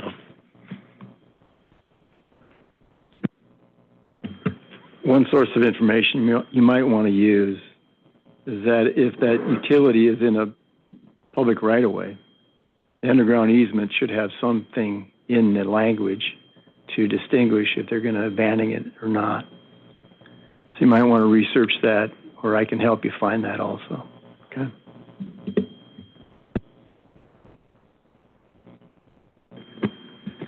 Okay, so I'm hearing a few things here. I'm just going to capture them all. The board is in agreement with the start of the language to make it very clear that when you're terminating your membership, you have to have a catch and release, right? You have to throw the ball and someone has to catch it, or if you're getting the buffer out of your territory, your polygon, so you're refining it, that has to be clearly identified. So that was one of the things that was talked about. Abandoned lines was very specific. That probably needs to be vetted. I don't think we want abandoned lines, like who owns them, what's going on. That's been a topic for a long time. And then we had a discussion on compensation for people who abandon lines. And I think that goes back again to we don't want any abandoned lines. So kind of just want to make sure that that's vetted. And it sounds like, Member Johns, go ahead. Oh, I was going to just, because abandoned lines, Member Johns, abandoned lines is huge. It's a major problem. But I kind of look at the scenario of somebody's going to leave, they want to take their underground facility off being under control. How are they going to, how is that going to be addressed in the future for getting a call? So there's a mechanism that somebody still has to go out and mark the line if it's been abandoned, or somebody has to have some type of custodial responsibility. So looking at it that way too, if you can look at, how will that still be handled? What mechanisms might be there to do that? And then a giant issue that we've kind of never really talked about, but when you're out excavating and you find a abandoned line or somebody should have some responsibility for, what recourse does an excavator or somebody have when that occurs? Trying to find, the history of some of these things.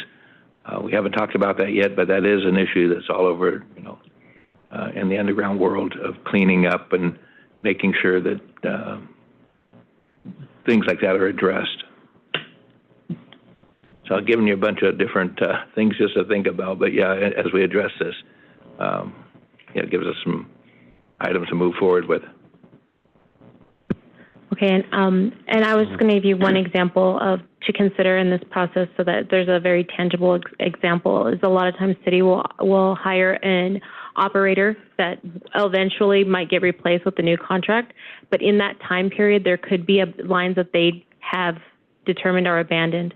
So one of the gaps, and this is a specific example just to kind of help let the juices flow, they may want to terminate their call center membership, but the main entity, the city, would keep theirs, and any abandoned lines that they had has to roll back to be part of the city's responsibility. So that's just a clean one. But there's a whole lot of variables that kind of capture everything that we've talked about here. I just wanted to put that out there so that when this is being framed, you can look at it from that perspective. But it sounds like another workshop. So we're going to be very workshop heavy in the next 2 years, I think. Okay, I think, is that all the comments? Did you want to say just one more comment, support Member Sorum's comments about PUEs and right-of-ways, because sometimes, even though a facility owner may not have any facilities there, but they do have the right in terms of ownership of that particular thing, and they may want to get rid of it, or the city may take it back, or the municipality. So that's another drop-down option if they're just removing their easement rights or their public right-of-ways. So. All right, sounds like we're going to have a very exciting few years here. So, okay, with that, we have just about 7 minutes or so that we have to move on to the next topic so we can get out of here in time. Do we want to continue on, or do we want to take a pause? Or I would prefer to go on. Is everybody okay with that? Okay, so let's move to item number 9, which is the estimating the economic impacts of MAP and accuracy regulations. So I'll just proceed to Ms. Banneman. Thank you, Madam Chair, members of the board. This information item continues from our discussions that we began earlier in the year, where we delved into the requirements under Government Code 42163A5. Starting January 1st, 2023, operators of subsurface installations are mandated to map all new installations using geographical information systems, with some exceptions. As you recall, during the July meeting, we discussed key points such as defining what constitutes a new subsurface installation and the level of accuracy required for mapping these installations. Several important questions emerged from that discussion, particularly around the precision of GIS data and how it should be regulated. This item responds to those questions by presenting an economic analysis of implementing different levels of map accuracy. Specifically, we're focusing on the potential financial burden that it might impose on operators if they're required to meet more stringent mapping standards, such as achieving sub-inch accuracy for new installations. The 2024 strategic plan objective is to improve accessibility to buried infrastructure location knowledge, which includes determining what new facilities need to be incorporated into the operator's GIS system. The GIS Mapping Committee has reviewed different methods and tools available to enhance accuracy and looked at how other states and sectors handle similar requirements.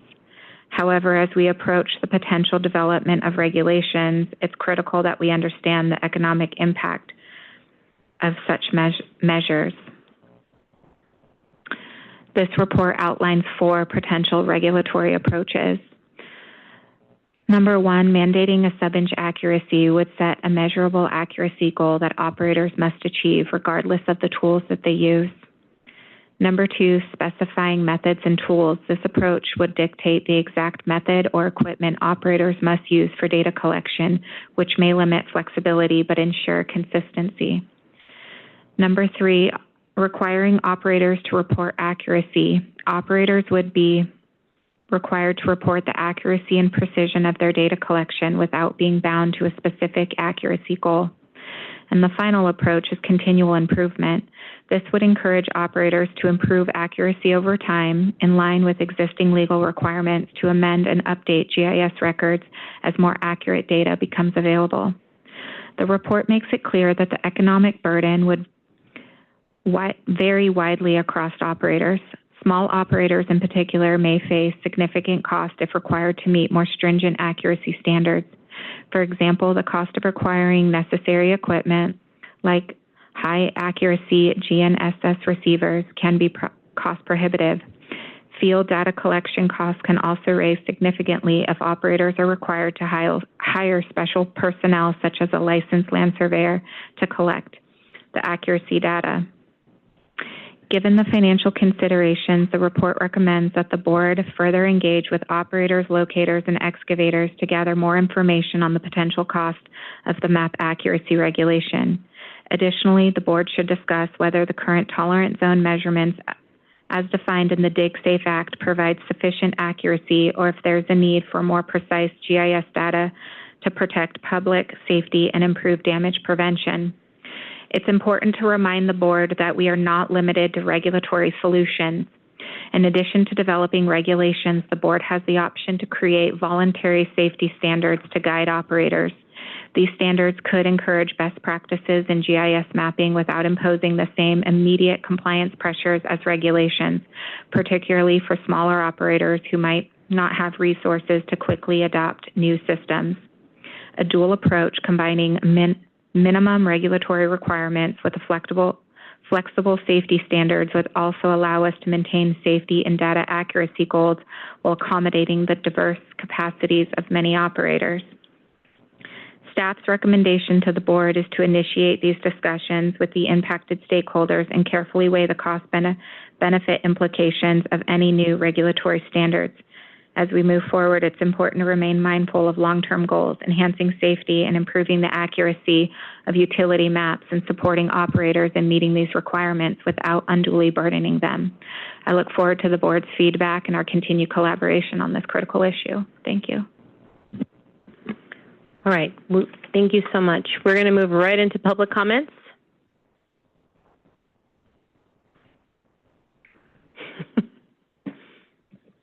All right, webinar people, please get ready, raise your hands so that you're ready in the queue.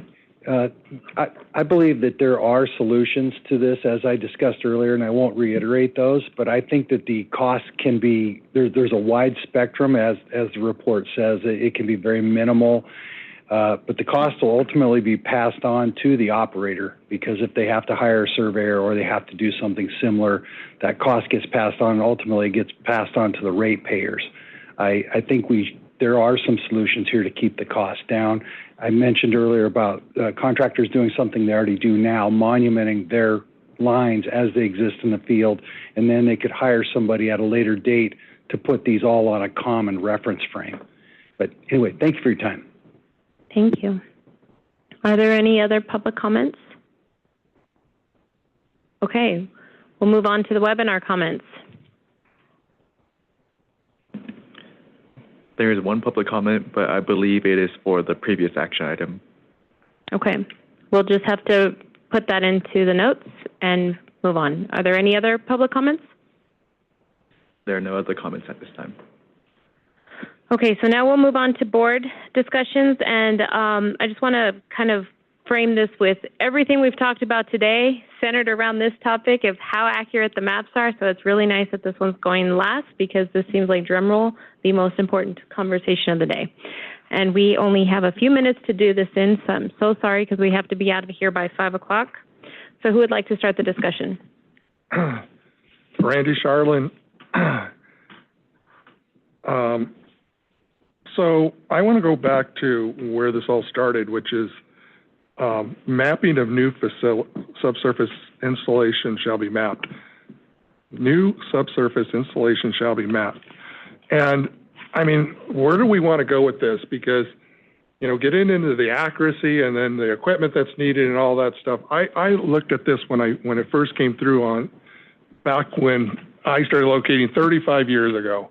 And it wasn't done by contract locating, it was all done by the utilities themselves. So of course, mine was a ride along with the person who marked the facilities. And what he showed me didn't apply to me, but I took what he was trying to teach me. And what he was teaching me is, I go out and do survey work, and I go out and do inspections, and then I also locate. So when I go out to inspect, the crossings and the depth and all this stuff, I go ahead and mark it because I know I'm going to get a one-call ticket down the road. And I'm just looking at this stuff. I see it. I know the depth. I know it's accurate. And I'm putting a mark right here on the sidewalk and on the curb and mark it across the street. So guess what? When he got that ticket, you know, for installing other things, you know, for the housing track, he had those marks that he just now updated. So there's a benefit to this new subsurface installations when these things are going in. That's the most accurate you're going to get. And I'm all in favor of getting that first and getting that on maps and getting that out into the field. Accuracy and, like I said, EMS balls that we want to place down there, those discussions, or placing markings actually on the curb, all those kind of things. I'm all in favor for all that. But do we push through this accuracy and all this equipment you have to buy versus, hey, let's just have a policy that doesn't have all the accuracy. It's just taking this information that this is what's, you know, the size, the where is it going in, and getting it on the maps so it gets out to the locator. That is very valuable information because when the locators get it, we're hooking up and using our electronic equipment and locating it and putting a mark down on the ground.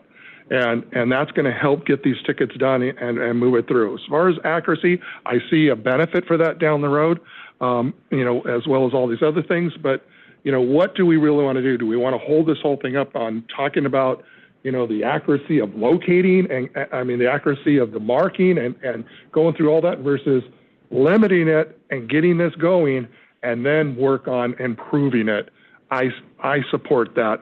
I'm not against all the other information, but to kind of get it, you know, back onto the maps, out into the field where it's very useful. Member Voss here, you know, being on the committee with you, Chairman Munoz, I think from the report, what I got here, I think staff did a good job referencing that, you know, technology and everything is changing constantly. So you could try to zero in on something today. I think we've heard about accuracy. It's only as accurate as a person running the equipment, and then if the earth moves over time, well, it's gonna have its own problems going forward. Again, do we want to focus on something that's more accurate than the 2-foot tolerance zone? You know, that's another thing to consider. And if I had to weigh in today, I'd probably be leaning towards the last two items. One being the I think there was two items that you guys mentioned here was, you know, reporting how accurate and precise the location measurements are when you know, put the stuff in the ground and quantify it that way. It's not going to be right on, but I think we run some risk if trying to say it's going to always be right on every time. We still have the battle of constituting a new facility, how someone's going to really know. And then the continual improvement where we do have the option appears to make it more of a voluntary thing as things involve. So I'm not saying that's where I recommend today. I'm just saying that if we had to make a decision today, I'm leaning that way because I think there's a lot of unknowns there. Board Member Sorm, I'm contractor, engineer first, contractor second.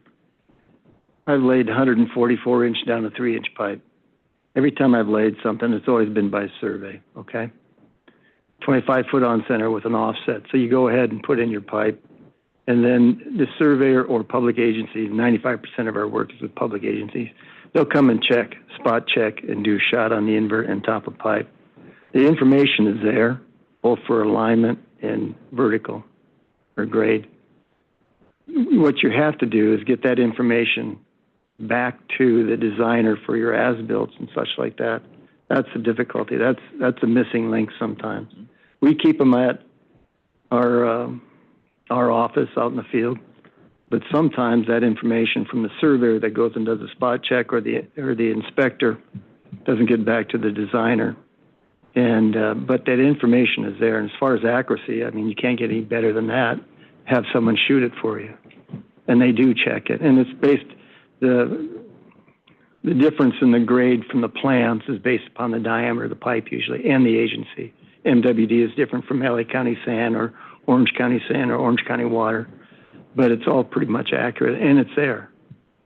So as far as a locator, when they go and locate that, that should be on the plans.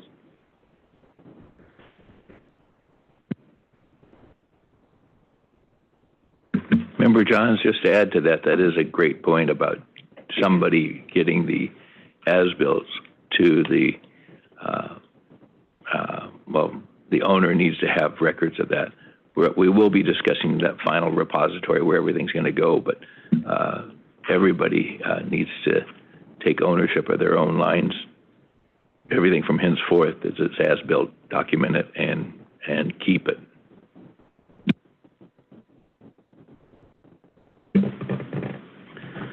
Member Johnson, I think it comes down to the excavation, type of excavation, because you can trench and you know exactly that information because you see you put it in. But once you go to HDD, you have no clue. I mean, you may have a clue, but not everybody does. But I agree with Member Chairman Charlin that maps, and when you put it in, getting the information and giving that information to be posted on the maps is the way to go. All right, I'm going to close this out because we're running out of time. I just want to give you guys a visual. I want you to visualize tracing one drawing over and over again, and every time you trace it, it'll be a little off. And so what this is saying is, what I am interpreting this as someone who's done this multiple times, is that having a reference point like the monuments that we were talking about earlier, although everyone wants precision, everybody wants accuracy, we have to have a reference point of what copy this is so that we have a standard of known, so we can take, hey, this is what my device says it is, this is what my device says it is, this is what my device says it is. It's 6 feet off of this, or it's 6 feet and whatever, 2 inches off of this.